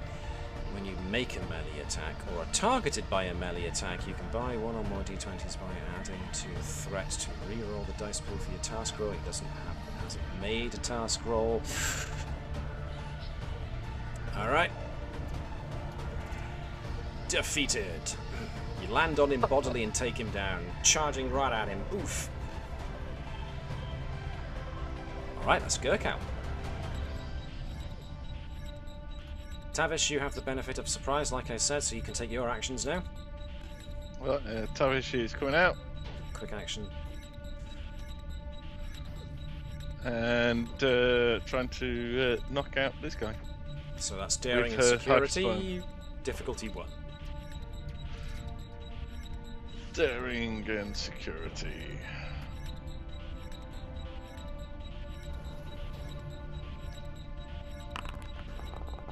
2 successes, 1 over and above what you needed. Nicely done. Your thing is a bludgeoning weapon which does damage 3. The knock it. This guy does not have any protection or armor or anything, so that is a success against him. He's down. Boing! Alright, which means that's the end of the surprise round. We go to the proper round. One of you two gets to start off round 2. Gerkow. Yeah. Gerkow, what shall I do? What shall I do? Well, gee, let me think. Can I? No, I'll stick to lefty and righty. So against this guy, now that I've landed on this guy, I want to sort of like do a running tackle and knock him down. But he knows you're coming this time, so he gets to try and resist it with his own daring and security. So the difficulty, I rolled pretty good there, is 3, so that's what you're up against. Okay, so for that then, I would like to use... let's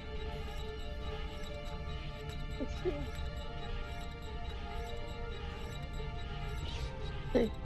Starcross. Oh. Okay. Yes. So, focus, dedicated focus. I'll be using hand-to-hand combat. That is. Yep. Oh. Only 2 successes.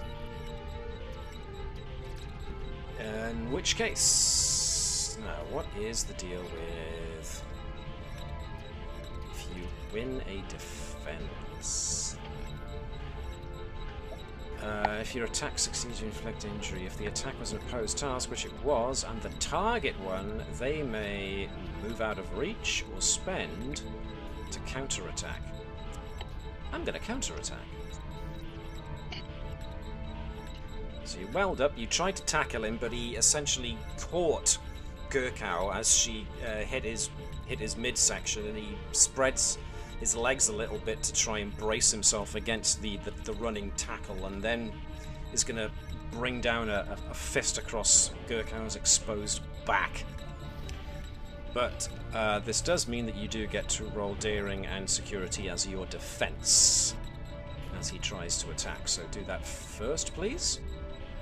Still with the hand-to-hand. Still with the focus? same focus, yes. Wow. Blimey, now the shoe's on the other foot. Okay. Alright. In which case we go daring and... Why did that... Starting to get a bit... Oop, and once again it goes back the other way, so the 3 defense, the 2 successes is not enough to get over the 3 defense. So that was an interesting exchange. Both tried something and neither managed to do anything. Okay, cool. Now, unless Tavish is spending 2 momentum to seize the initiative. I don't know how much momentum we got. 5. We got 5. 1. Yeah, go on. Yeah, okay. Can somebody take that off for me, please? I can do it. Cool. There it goes. So Tavish can now take the initiative. What's she doing? Trying to beat up this guy with a hyperspanner. So like I said before, these guys see you coming. You've not got the benefit of surprise anymore, so they can resist it, which is what they're doing. And I'm rolling a 1 defense this time. Okay. Right. Daring and security? Yes. And 2 successes, which means you beat his defense by 1. So, using your bludgeoning tool, Badoom is defeated, which means there is 1 guy left. this fella. So he is going to try and attack Gerkow, which means Gerkow needs to defend for me. Daring and security, if you please.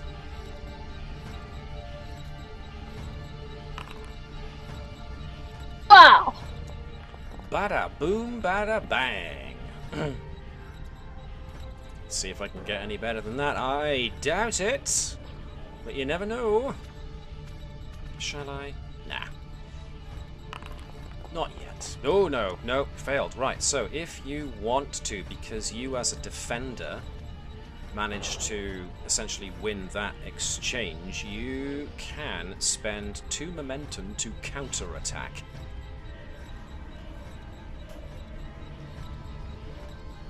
Shall we? We have 4 left. You have 4 left, yes you do. I was going to say... But if I don't... Sorry, go on. Connie, go first. Yeah, Connie, go. But, just say, if I don't counterattack, it's just going to fail, and... Yeah, and that's that. It's, yeah, so it would be a sort of waste of momentum if we're gonna go... It'd be a new round anyway, right? Sure. I was going to say exactly the same thing. Okay, no, there we are then, so smart thinking either way. But as a cinematic kind of exchange thing, it would have looked vaguely cool, but, you know, otherwise this is just essentially Gerkow knowing to hold back rather than to take advantage of the opening that's just presented itself. Make her own next opening, which, yes, brings us to round number 3, so one of you guys can go first, and I'm guessing it's Gerkow. Yes. Mm-hmm. So, oh, yeah. Round 3, off you go. Lefty and righty, let's go. So that means this guy, once again, has to defend using... very bad roll, yes. Took the wind out of him the last couple of exchanges, which means your 1 success gets That's over. all I needed. Which means he is down and out. Okay. Tavish looks at Gerkow and just goes, "Who needs Starfleet security when you have science and engineering?" Oh yeah. And then goes for a high five with Gerkow. Would we miss our high fives? Would that be the joke? yeah, that would be the joke. Yeah, we can hit other people really well, but you know, high fives are just, you know, too complicated for both. Oh yeah. Gerkow and Tavish. Okay. So you've now managed to incapacitate all of the adversaries in this area. What would you like to do now? Tavish is going to ask Gerkow to have a look at the alien, see if he's got anything on him, while and probably the other people as well, and while she has a look at seeing what systems they were trying to hack into and stuff. Okay. I will be right back. Okay. So this kind of actually ties into the proposal for both characters acting at the same kind of time. Gerkow can see what she expects to see on the Klingons, which is, you know, weapons. But as far as the hacker goes, he's got, or they have got a disruptor pistol, but also what looks like a simple Kosh, a club kind of job. Very basic weapon, but what is more important that both Gerkow and Tavish do notice is that some kind of device has been attached to this console here and is actively interfacing with it. What it's doing, I mean, both Gerkow and Tavish could probably surmise is probably running interference with what's been going on, the lack of communications and such stuff. It's when you hear one of the Klingons stir at your feet that you realize something's different. And when you look down, you see the first Klingon that you knocked out, that you barreled into. He's he's rolled over and is holding his right forearm. He seems to squeeze it a bit and then holds it up. As you can see, this red energy pulsing inside of his arm to the point where you can see his bones as his flesh is being lit from within, and that red pulsing in his forearm is starting to pulse faster and faster and faster as if it's counting down. Oh dear. Oh dear. What are you going to do? You don't have much time to decide. I misused the console and beam field around him. Tavish is gonna put herself, connect herself to her and herself to the console. Download all the information she can and see what they're doing. She's also going to pick up the device which is on the console, and then she's just gonna go, run now. You have the option of doing one of those, either looking at the console to see what it's doing or trying to take the device away. Which one is it? Oh wait. Can't. Sorry. I was gonna say, does Gerkow want to get the device while I do the? And we do, Gerkow has a disgusting suggestion. She does have a dagger/knife. She's going to chop that arm off and throw it in the tunnel. I am going to say that dagger knife, I assume, is the botany knife. That's a knife usually used for taking samples from plants. You're looking to try and use that small knife to cut through a Klingon's entire forearm, bones and all. Yeah. I mean, if you get through the flesh, you can snap the arm with a bone. I mean, that's going to take longer than they also you've have got. batleths, right? If you want to try and use a batleth really, really quickly to chop and bat with a batleth, then both of you take daring and security for Gerkow and engineering for Tavish. Individual rolls, not assisting, and this has got a complication range of 2 now. Okay, well, so what we're doing? Am I daring in engineering? Yes, apparently you are, because you're ripping the device off of the console. And Gerkow is trying to chop off an arm and bat it. Mine was daring and security.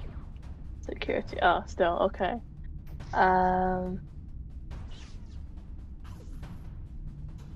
You don't have much time. I'm going to use as well Another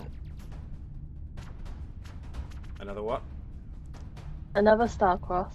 Oh, okay. I'm gonna with the focus of xenobiology.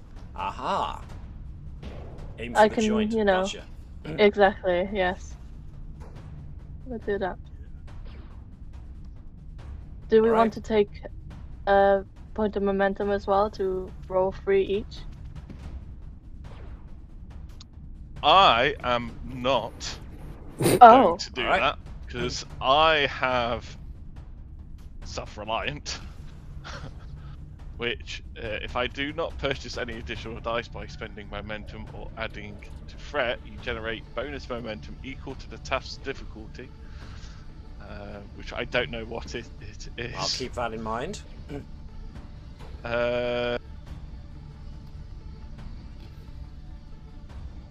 You have to both succeed at your tasks first, so... If you don't mind, I will take a point of momentum to roll 3. Alright. As long as other folks are okay with that. Crack on. Go on. I'm just wanting to see how this plays out. Well... This is very critical.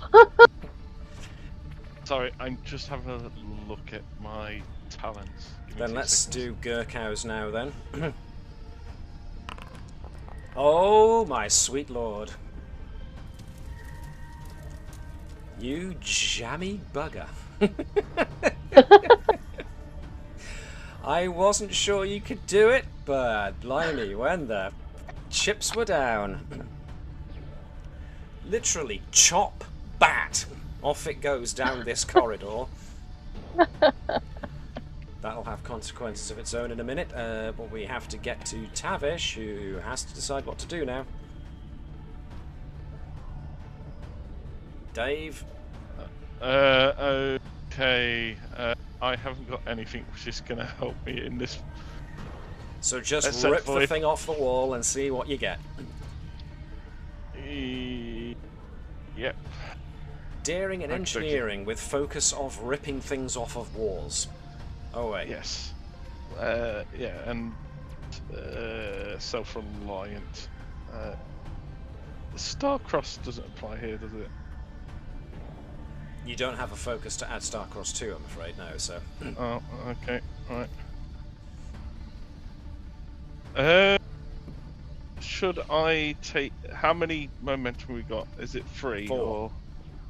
Oh, can I take a momentum, please? So I can yeah. roll 3? Alright, that's 1 yes. Okay. I hear no Anybody other else? objections, so let's assume that's fine. All good? Is the complication range 2? Yes. Okay, dokie. Alright, no focuses, no nothing. Ew. Oh no. Well, heck. Well.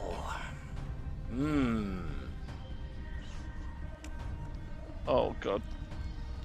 Right. I've got a suggestion for you, Matt. Go. For my complication. Okay. She was trying to do both, wasn't she? Both as in... Get the information off of the device and pull the device off of the thing at the same time. Okay. And she was connecting herself to the actual thing. Ooh. So, that would have been a mistake. Yeah. Yeah. But she was so determined. Yep, done. I am, in that case, going to suggest that you... where is it? Where is it? You're going to suffer the injury from the neural interface. I am... So that's unless you want to suffer a full lethal injury, then I suggest you take No, full stress. I am not. Because I have 2 things which can stop this. Well, say stop it. Once per mission, whenever your character suffers an injury, halve the severity of that injury before avoiding it. Okay, so it's down to 2. And that is the Starfleet Decoration of Gallantry. I also have the Order of Christak, which is exactly the same thing, but Klingon. So you bring it down to 1. Okay, cool. So either take a level 1, a grade 1 injury, or take 1 stress. I will take the grade 1 injury. Grade 1 injury. That's going to be neural feedback. So I'm going to downgrade that. Actually, make it neural shock. Because you got your brain shocked. So anything involving your brains is now going to be 1 more difficult. And and then the bomb goes off. The bomb which was punted down here and goes kaboom. The bomb inside of the Klingon's forearm was actually surprisingly powerful, and as a result, inflicts another grade 1 injury on you both, unless you want to take stress. I have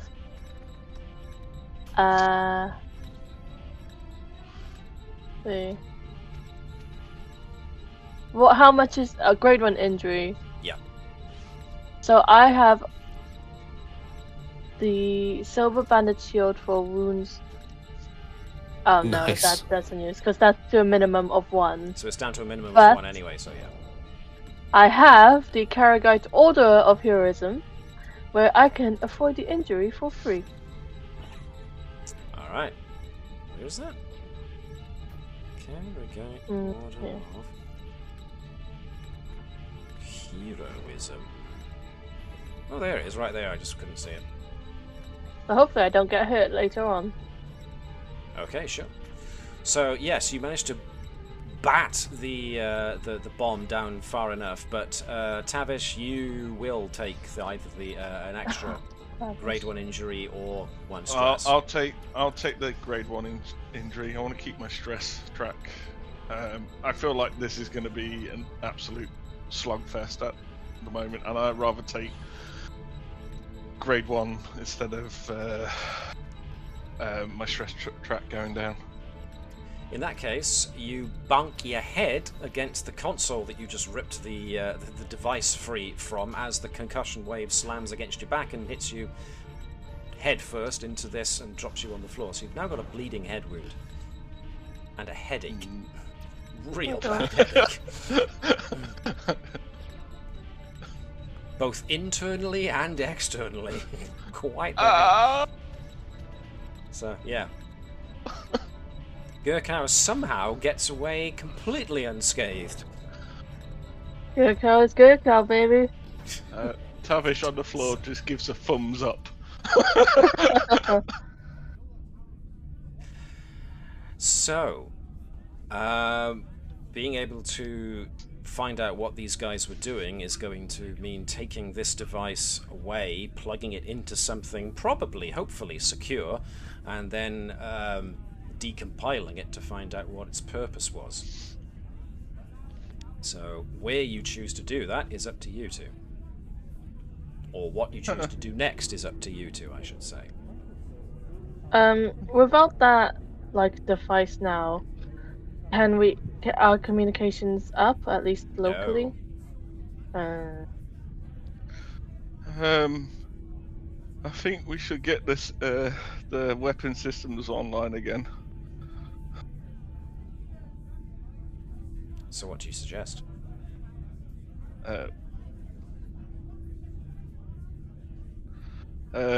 Tavish looks at the console. Has it got a crack from her head? Oh yeah, you slammed your skull into it and managed to crack the console's interface. That thing's needs repair before it's going to give you anything. Okay. The glassy part of the thing is broken. Yeah. Yeah.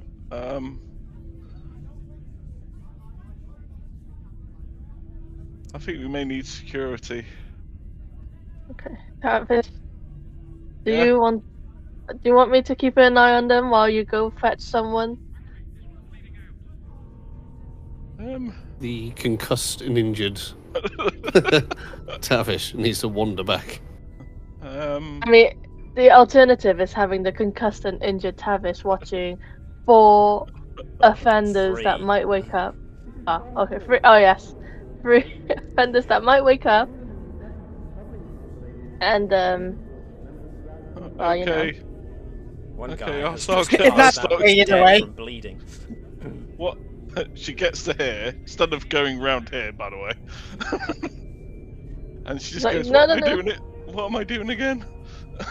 Yeah. Just crawl back. Or shout really loud. What? What you're going to find, Gerkow, is that every time you suggest something to Tavish, she's going to get so far and then forget what she was doing. So Tavish, at the moment, your head is very woolly. Trying to keep any active thoughts in your head is going to be very difficult. They slip out just as quick.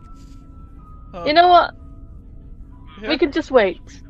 Assuming that the detonation was so powerful, someone heard it and they'll be on their way, right? You'd hope. Moving on. Now, back to Captain Hopkins, Lieutenant Commander Sardovelli, Commander Phlesc, and Dr. Sott. Phlesc and Sott were going to try and meet up with the captain to find out what was going on. You meet the captain and the head of security for Narendra Station as they are having to apparently walk and ladder climb their way up to operations in order to try and find out what's going on with this communications blackout and this override, this security override of systems. You eventually have to walk your way all the way up to the operations center. And when you get there, what you find is that the operations center's door is closed, but you can see through the window.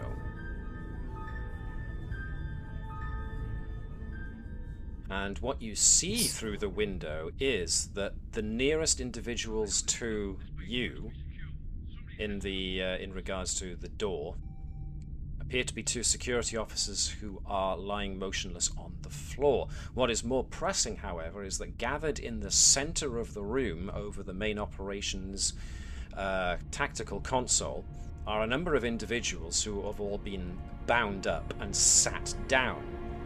Amongst these, sadly, is Admiral Sobek. And what looks like one or two individuals in essentially prison garb. And there is a rather sinister looking device parked on top of the console.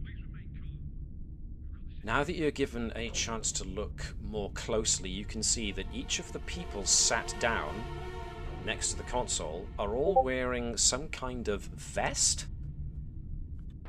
with a number of wires and flashing lights on them. What would you like to do? Phlesc is going to see if he can determine the nature of the vests and what he could do with that device, seeing if he can disarm it if needs be. Just determine what it is and how it works. Okay. I will ask you to make an reason and engineering go, please. As far as experimental technology, because I don't know what this is. No. Manufacturing or motory? No. Power systems? No, I don't really have anything for this. So no focus. I'm just going to perform the task. No. Not bad though. 2 successes. Right. What Phlesc manages to pick up is that these flashing lights on the vests seem to be going in time and rhythm. Your first guess would be heart rate, and there are corresponding lights flashing at equal time on the device that looks, unfortunately, like a bomb on top of the operation station. So, with 2 successes, your best guess is that each of the prisoners have had a vest attached to them which seems tied to their life signal, their heartbeat, and whatever triggering signal is more than likely tied to the heartbeats of the prisoners, of the hostages, rather, I should say. Right, so it's almost like a dead man's switch. You think maybe? I'm Tough to know for sure, but it's a good old guess. Right, I'm gonna try and disarm the bomb. Which means getting in there first. Ooh, so I have to... Not only does that mean getting in there first, it means getting in there probably unnoticed, because you should be able to also see that there are a number of Klingon individuals with weapons, disruptor rifles at that, walking around on the various levels, both the ground level where the operations dais is at and the other consoles on the slightly raised level. Plus there are a pair of Klingons who are apparently standing guard over a chameleonic alien who is very intent on one of those main consoles at the northern end of the operations center. So, Phlesc, I mean, Sott, Hopkins...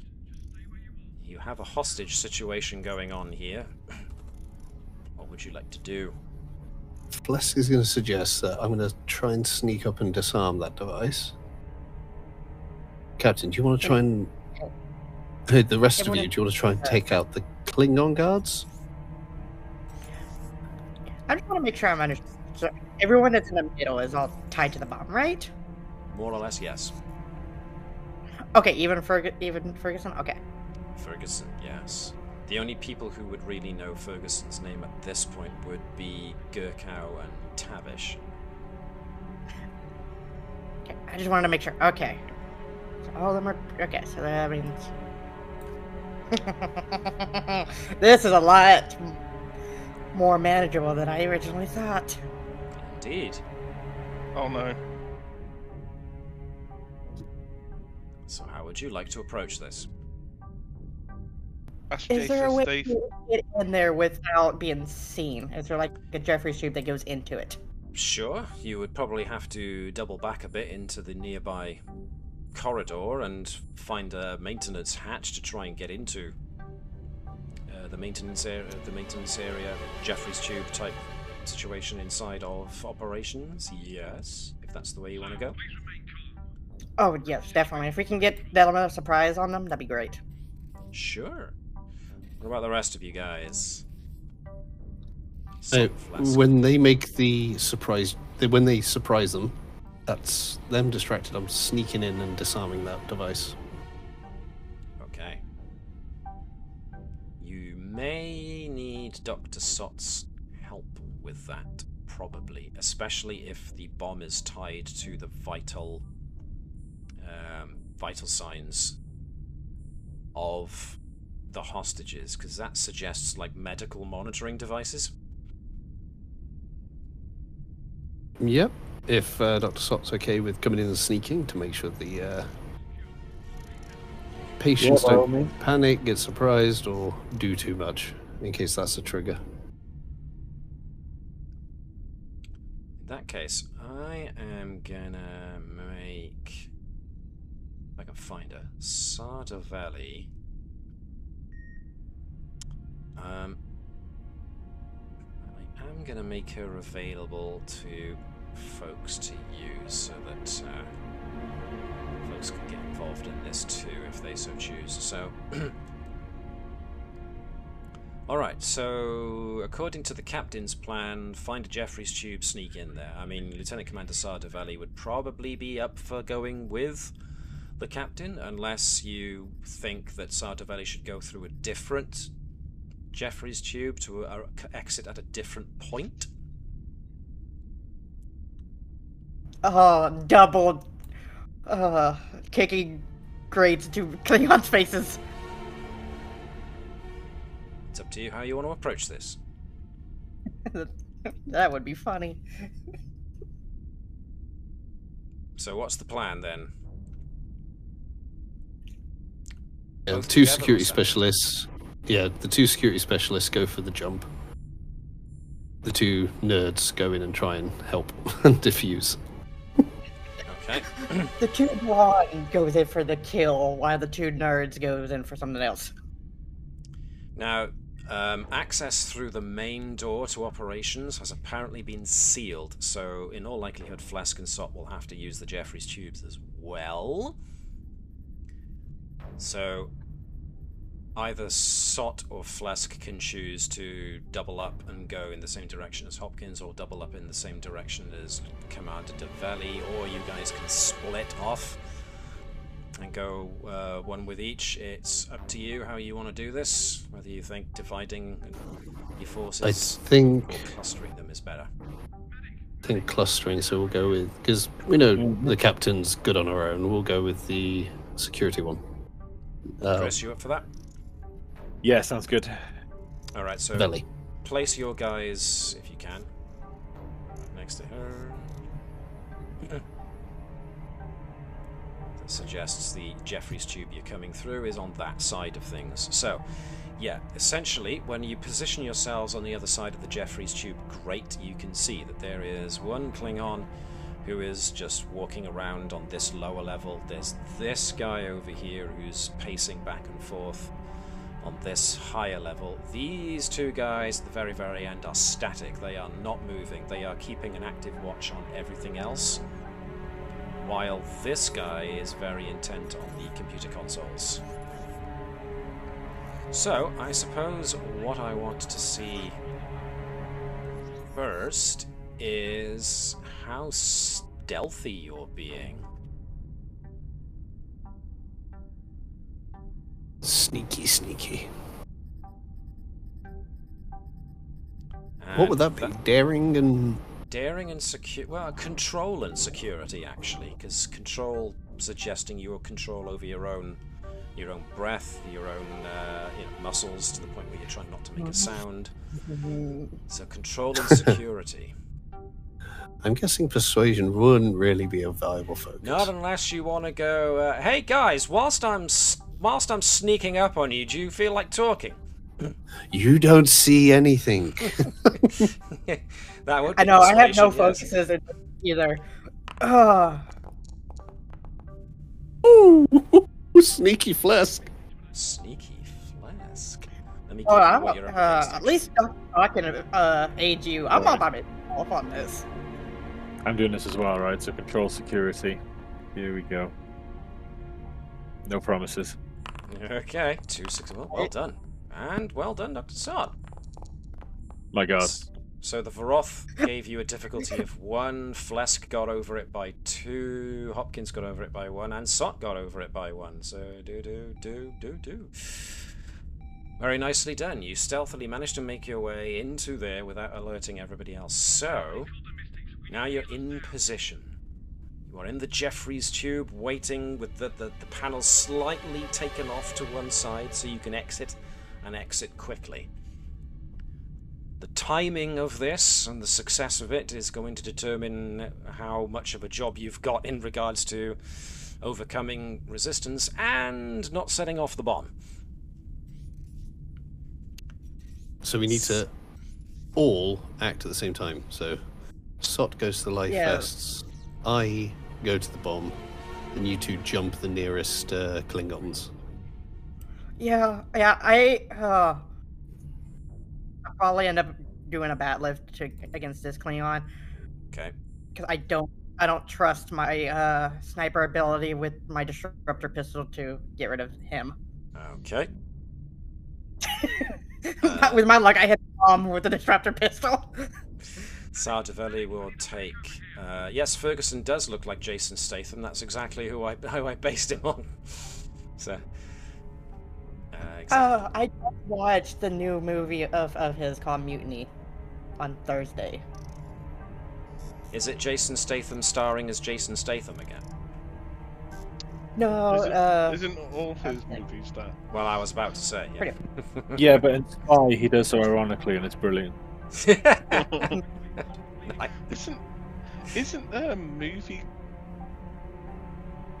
called Jason Statham? I don't know. No, Jason Statham. Is it B? Is it Beekeeper? Yes. Beekeeper. Something like that, certainly. I mean, it's basically Beekeeper Jason Statham. Hey, I'm not against seeing Jason Statham starring as Jason Statham in movies. It's consistent. You know what you're expecting. You know what you're going to get. But yeah, I'm going to attack this one with the bat lift. Because I don't want to hit the bomb on accident with the disruptor blast. Alright, so this is you guys taking your surprise action. So Captain Hopkins is going first, so you get to use your quick action to move into an adjacent zone and take a slow action in order to attack them. You're making a melee attack, which means there's difficulty 1 to hit him because he has no idea you're there. Daring and security with a batleth. With hand-to-hand focus. Oh, hand-to-hand focus indeed. Do I... You know what?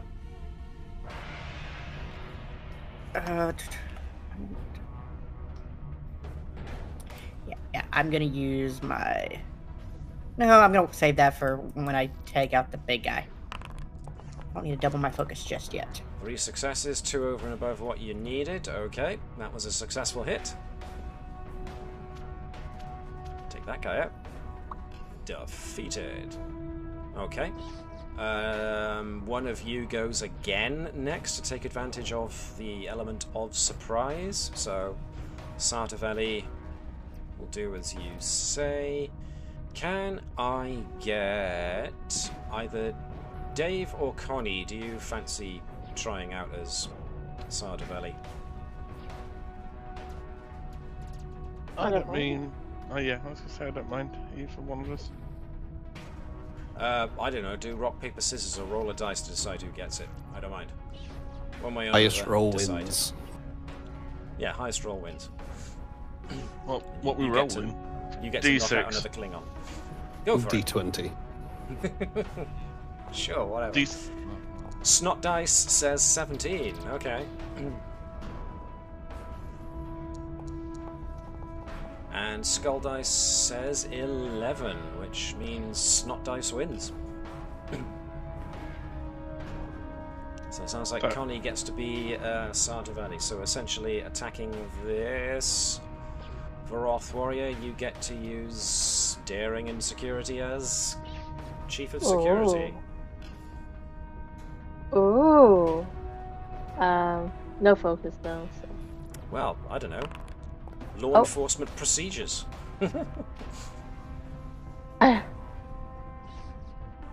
What was that? Security 5. So that would have been 2 successes actually. Which means 1 over and above what was necessary, which means this guy's taken out.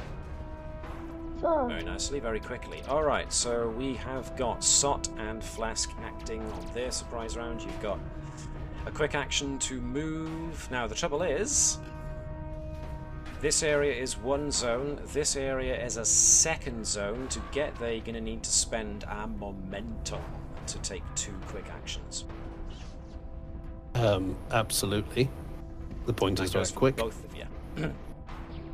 I'm just going to take it for Sott as well. Thank you. Alright, so Phlesc makes it there, and you can see, indeed, the device and all the people there strapped to it.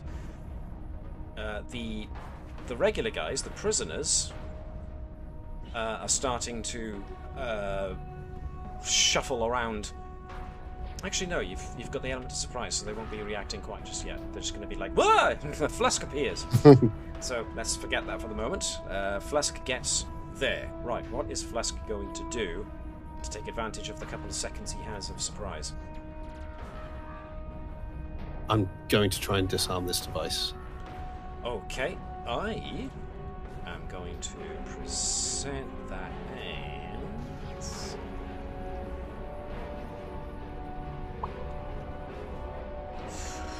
Shall I?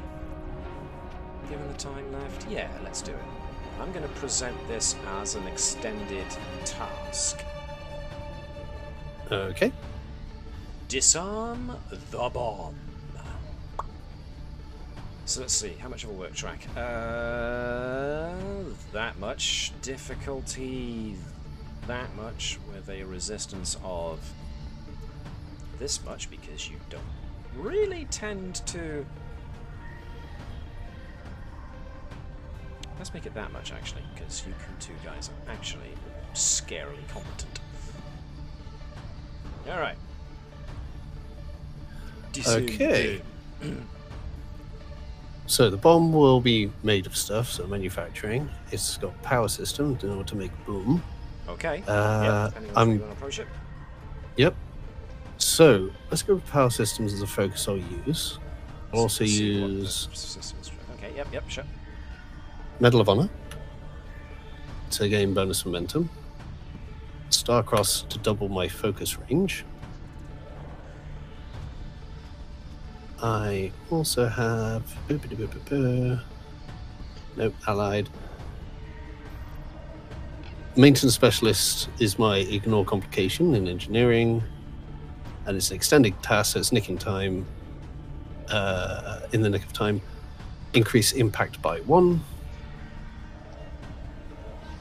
And I'm also going to spend a determination in this. So I'm just chucking everything at it. Now, it's a determination. Desperation breeds inspiration. Using from episode 30, my knowledge of Klingon devices and integration, I used the same one. But also previously, if I've got this right, because of my notes, I also used... Apparently I used that same link for... I haven't put the episode down, but it was on the 10th. Sorry, the 6th of November. No, 6th of October 2024. I've not put the episode number down, which was linked to Desperation Breeds inspiration when building a cube. I don't know how that's linked. But yeah, I'm trying to link those common things where it's a desperate situation. I need to use all my engineering knowledge to fix or build or tear things apart. So that was my determination. Spend... Oh, no. Okay, yep. Okay. Ordinarily, I would have interrupted that and said it's not necessarily a Klingon device. But what with you going to the trouble of linking it all the way back to a motivation to act from all the way back to 2024, I'm going to say that's an arc. That sounds like an arc to me. So doing this role... Remember to make a new character note. I'll do it during Sott's turn.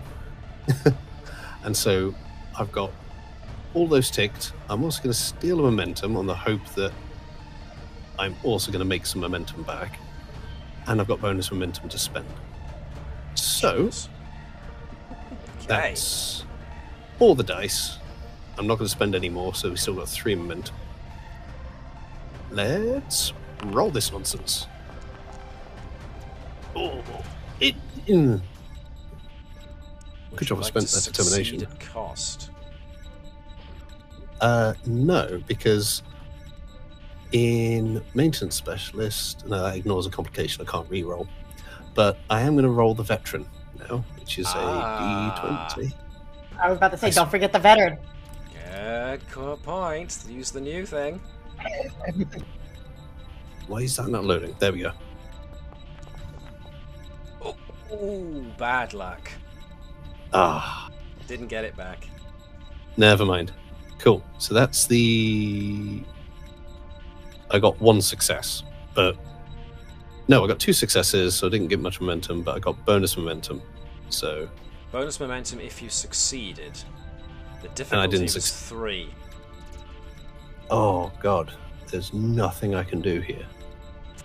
So yeah, I'll succeed at cost. Yeah. If I succeed at cost, I will allow the arc. I'll definitely allow the arc, because that's you using your value to react in this way and put everything you've got into it. But when Phlesc gets there, it's this horrible mishmash of Orion black market technology and Klingon technology and maybe a few other things, all mishmashed into one, some kind of weird agglomeration of military explosive tech, probably stolen, and it's had medical scanning equipment attached to it. So looking just at the power systems, it's like, well, the mineralogy of it is fairly easy. You know, there's casing, there's the actual explosive materials probably kept inside the casing, and the scanners are all made of this, that, and t'other, and whatnot. But it's the whole integrated mess of it that's throwing Phlesc off a little bit there. It's a case of, well, bloody hell, how many wires are there? And it's just, you know, ordinarily you'd expect it to be this, or maybe this, but it's such a big mess of stuff that it needs more time to more fine-tune, go in there and look at each of the wires, and yeah. Okay. Which brings us to Dr. Sott. Hello. I have no idea how, like, you know, I can really help in a combat scenario. What you could do then is go over to where Phlesc is at in order to see what the deal with this bomb is being tied to people's vitals. Yeah, that's a shout. Okay, I'll do that then. So, it's going to require you to spend a momentum in order to jump from one zone to another, in order to essentially move twice. And then do your check. So that will cost you a momentum to get that far, but you will get that far and then be able to make an assessment based on what you see. Okay, I'll do that then. So I'll just knock one off the thing, yeah? Yes, please.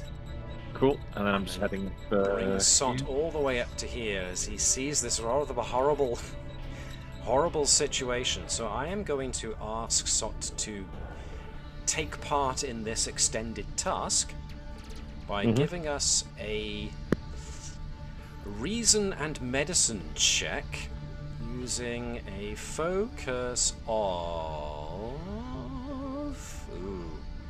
I'll go with emergency medicine.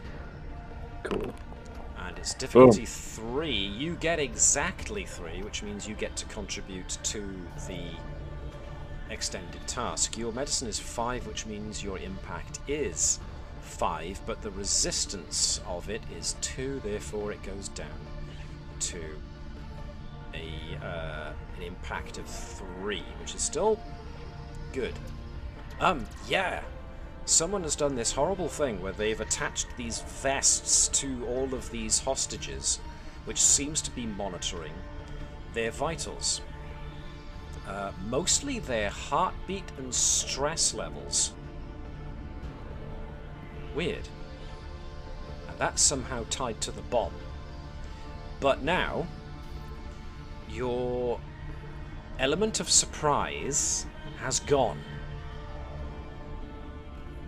Which means we move on to the next round, where the Klingons and the hacker are now very aware of your being here in the room, as are the hostages. Who wants to go first?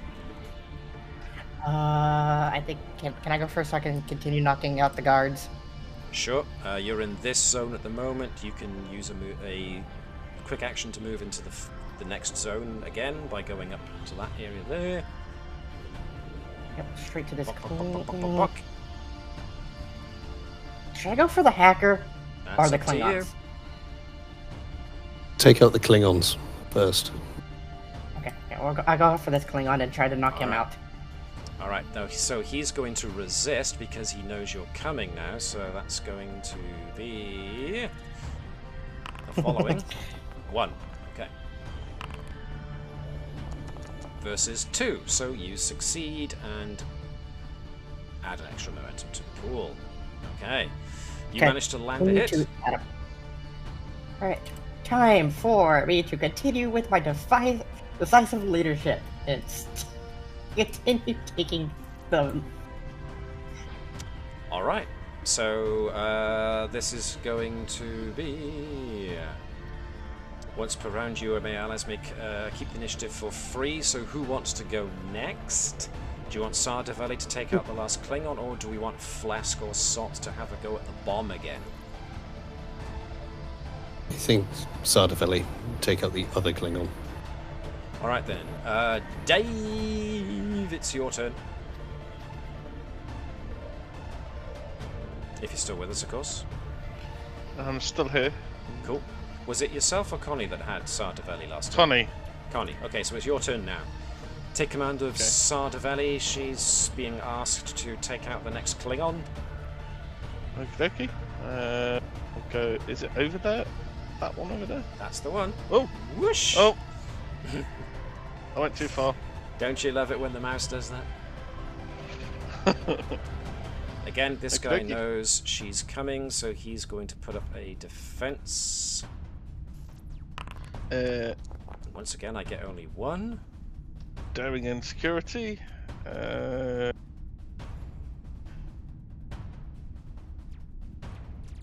She has small unit tactics. Unit of 1. Okay. As a focus. Right.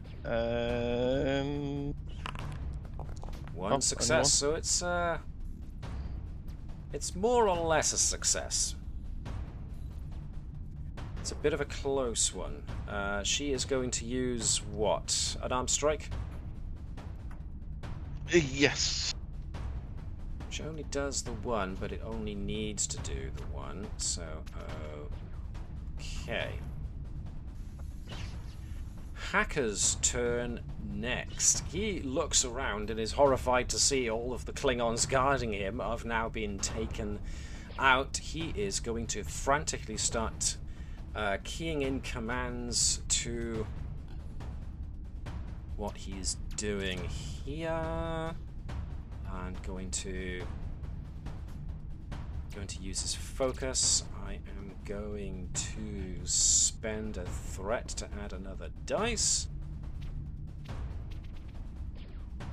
and then I'm going to spend an extra 3 threat to activate his value of risk is its own reward.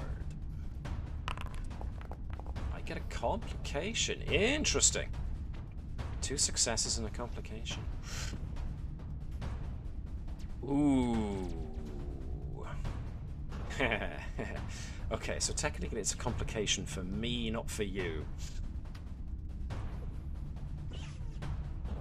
Alright, okay, cool. I've decided what it is, but you'll have to wait and see for yourselves as he's frantically keying in commands. With those 2 successes, something does happen as from Sardavelli and Captain Hopkins' points of view. You can see him interfaces with another one of these. I mean, you guys don't know about them yet, but what Gerkow and Tavish saw, the attached devices that they were, well, attaching to various systems, these guys have got it as well. So this guy is tapping in commands at this device which has been bolted onto a computer console, which then seems to grant him more access to operations systems, as essentially red flashing icons, essentially meaning unauthorized access, all wink out and go green, which means he now has access to. At which point the hacker starts keying in a load of commands very, very quickly, hits enter, and from your vantage point you can see that he's now just given the command to lower the station shields, restart all of its computer systems. It's going into a full reboot. Phlesc or Sott? Who's next? I think Sott first. He was more successful. Cool. Dr. Sott. This is medical equipment that Hello. you think looks like stuff you've used before, so you could try helping with disarming the bomb. Yeah, go on then. What's the worst that can happen? Boom! So, the problem you've got at the moment is that now that the hostages have noticed your arrival, and so they're now getting anxious, they're essentially saying, Get us away from this bomb! Which means their heartbeats are starting to go faster, their stress levels are going up, except for Sobex, and you can see that the pulsing gauges on both the vests and the bomb are now starting to wink faster. The bomb's indicator of counting down is now proceeding a lot faster now that all these people's heartbeats are going faster. So you need to do something to this machine to stop it from getting to where it wants to be, which is boom time. So if you want to interface with these medical systems, it'll be the same as what you just did before, which was control and medicine with your previous focus. Medicine, focus. Okay. Ooh! Hack. You do have a determination if you want to spend it to try re-rolling that. May as well, yeah, go on. Is it 1 or 2 dice? Sorry, I forget. You can re-roll both of them if you want. Cool. But also make a note once you're done of... Holy! Well, that'll do it. Used... How do I... So remember to make a note of which value you used and the situation in which you used it. The same goes for Mark. Today's episode is episode 46. It's called The Varoth Heist, if you really need to know. So that you can reference using those values in similar situations again later on down the road, or in Mark's case, of course, justifying the character arc. 4 successes, my god, which means you got 1 over what was needed. The resistance of... well, you've got an extra momentum there. You can choose to spend it on... doing an extra bit of impact if you really wanted to. To the tune of what do we think? Do we need that? Or are we confident in Phlesk's ability to leap forward if he tries harder next turn? Hit on his turn. Yeah. Okay. So I feel like we're okay. Okay. In which case you do the 3 progress with the thing's resistance of 2. You haven't quite reached the halfway point yet, but Sott's knowledge of these medical devices is proving very handy, which means we move on to Phlesc. Alright, same again. But without the determination, so Starcross, Starfleet Medal of Honor. No determination, sadly. I didn't get to again. Shall I take... I'm going to take another dice because it didn't go well last time. Okay. Come on. Oh, same again. 2 successes. Are you sure you don't want to succeed with cost? I succeeded at cost last time, didn't I? No, you didn't. You failed. You just plain failed. I'll succeed at cost then. In which case you get exactly what you need, but there might be future repercussions. In which case, we use your security of 1. Oh. But you were also using what? Oh wait, Nick of time. was it meant to be engineering? Was it meant to be engineering? Oh, I might have. No, I wouldn't have succeeded last time, but with. Yeah, you still would with have gotten 2 successes, so the 18 is way above. So the 10 and the 7 would be the same. They would still be your 2 successes, but 18 wouldn't have netted you anything else. You would have wanted to be 15 or below. Yeah. But, doubles the focus range. In which case, you don't do 1. You do 1, 2, you do 3. 5. Now you ignore resistance, don't you? No, that's Tavish. You don't ignore resistance, so the resistance knocks your 5 down to 3. But in the nick of time, increases your impact by 1. So you've definitely gone over the 50% mark, which means that you have you have enacted a breakthrough. Which means you can either lower the difficulty or lower the resistance. I'm going to lower the difficulty. To 2. To 2. And you have got the ability to... when you create an equipment trait... No, what was the thing that you could do where you had extra on a... So with the Starfleet Medal of Honor, I gain 2 bonus momentum, which I can spend on... increasing the impact. Which jumps it up again then. Okay, cool. Boom. So, you have managed to find out that yes, indeed, this rather cruel bomb has been tied to the hostage's vital signs, so that when they are agitated, either from the fact that the bomb is counting down and is going to kill them. So yeah, how can anyone who's tied to a bomb stay calm when they know that their stress, any stress levels, or if their heartbeats go too fast, will start making the bomb count essentially detonate when it gets over a certain threshold. So it's a very, very, very cruel joke of a bomb, this. And they have integrated a number of different systems, as I've already said, from different places. But yeah, this is a lot of malicious thought went into creating this particular bomb.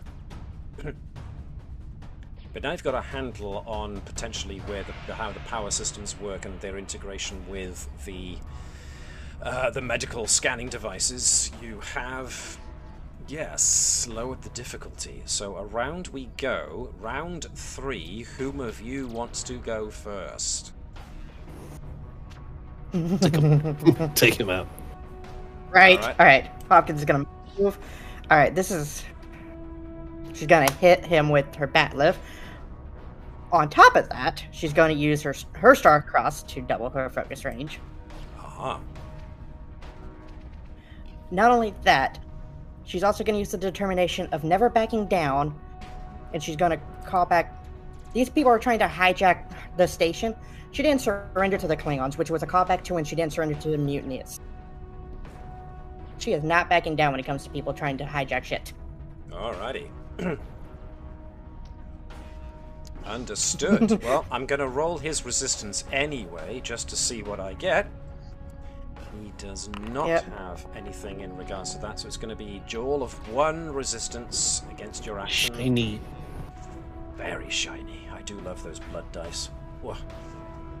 Which is highly appropriate considering the situation. So yeah, this is basically her calling back to not backing down. Yeah, absolutely right. So, yep, go for it. Roll daring and security. 4 successes. Double 1s. My gods. Well then, in that case, 1, 2, 3 puts a full momentum pool back, and he is a simple hacker. He doesn't take much to knock him out. Down. That is a successful strike, and down goes the hacker, which leaves all of you guys left to act. So there you guys go. I gave you plenty of momentum. Sartavali will go next insofar as that she will go over to see what's going on, and she will try and input an override, but then the computer screen's shut off. At which point she kicks it and goes, "Damn it! The system's rebooting!" Which means Phlesc and Sott. It's just you guys left. Can you disarm this bomb? Go on, Doctor. Tell me what to do. We'll have a go again. Sure. Same roll as before. If you want to approach it from the same direction, yes. Unless you can think of something else to try. No, it's okay. I'll use my momentum from last time. Cool. Well, you've got a full momentum pool, so... Oh, I just made might as well take one. I'll go on them as a treat. Does that boost my roll, sorry, or... So you got 3 dice now rather than 2. Oh, that did not roll. Bear with me a sec. Bearing with you. Focus, try that again. There we go. Legion of Honor. That is... Oh, that is a 20, so yes, Legion you of Honor. put that out of the way, but that is a 3, which is 1 over and above what was needed to succeed this time, thanks to getting over the difficulty, which means we go with your 5, which is your medical, which the resistance knocks it down to a 3. So close. You think you've now managed to effectively neutralize the medical equipment that's scanning these people's vitals, but Phlesc is now going to need to do something to turn off the bomb for certain, otherwise it's just going to keep counting down, irrespective. So it's now down to Phlesc to finish the job. Alright, the usual medal pressure. stack. Usual medals stack, dedicate focus. We got engineering tag this time. Yes. Take 1 for 1 extra dice. Right. And then it's an additional 2 more for another dice? Yes. Oh, he's going. Right. He's going for 4. We're going all in. Alrighty. Shiny, shiny dice. At which point we have There we go. 5 successes, 3 over and above what you needed. 3 momentum goes in the pool, and you pull the power from the bomb, boom, it shuts down. Much to the relief of everyone here. And so, with everyone breathing a sigh of relief and Phlesc not realizing he really was sweating during that, the situation has come about where both Phlesc and Sott can help all the hostages now out of their bindings, and those vests that they were in.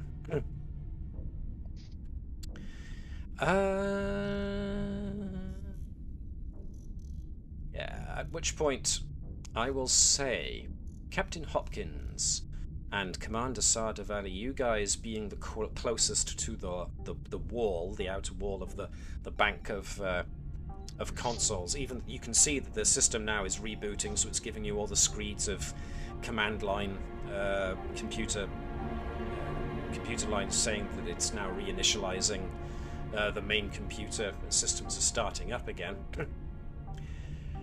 You can see from a viewport nearby that there's a brief flash or series of flashes, and you can see that a number of ships have just warped in. 2 Klingon birds of prey and a Vorcha-class attack cruiser. And they are coming closer to the station. Does Darkran ever give up with his cowardice ways? How many ships has he lost to us already? Well, time to add another 3 to the bank. And as to and this is just like speaking out loud to everybody. Well, we're just going to have to scrap more of his fleet, aren't we? But in this case, yes, I will say actually that there are a pair of Orion raiders with him as well. But great. As to talks, what they are up to, I'm afraid that's going to have to wait until next week, because we are almost out of time, so we may as well stop there. So, yes, what is Darkran actually up to? What is all this in aid of? I mean, so far it seems he's going full terrorist on this. Is this just out of spite, or are they actually after something? And what's with the suicide bombs in the forearms? Well, we shall have to wait, unfortunately, until next week to find out. But, unfortunately, it's not going to be next week, because I've just remembered that, in all likelihood, I am going to be away next week. So, unfortunately, this is going to have to be postponed until the 6th of September. I am sorry. Is everyone available in 2 weeks' time? That works for me, because I will also be away next weekend. Yeah, I think so. Perfect. Okay, awesome. So, for those who have been following us along, thank you very much for being part of this. If you want to find out what happens in the next part of this episode, I'm afraid you're going to have to wait 2 weeks. If you are watching this on YouTube, the same applies, but in this instance, if you enjoyed it, then consider giving us a like, just on the off chance then that it helps the YouTube algorithm put our next video on the homepage of your YouTube feed. All hail the algorithm.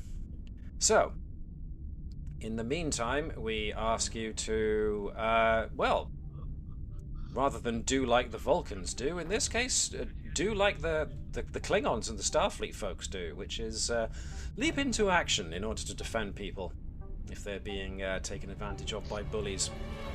But do live long and prosper. Do engage in infinite diversity and infinite combinations, because let's face it, it's the way forward, really, if you think about it. We will see you in 2 weeks' time to conclude this episode. In the meantime, look after yourselves, treat each other with kindness and respect, and we will see you when we see you next. In the meantime, hailing frequencies are now closed. Yes, I get my determination back. Woo!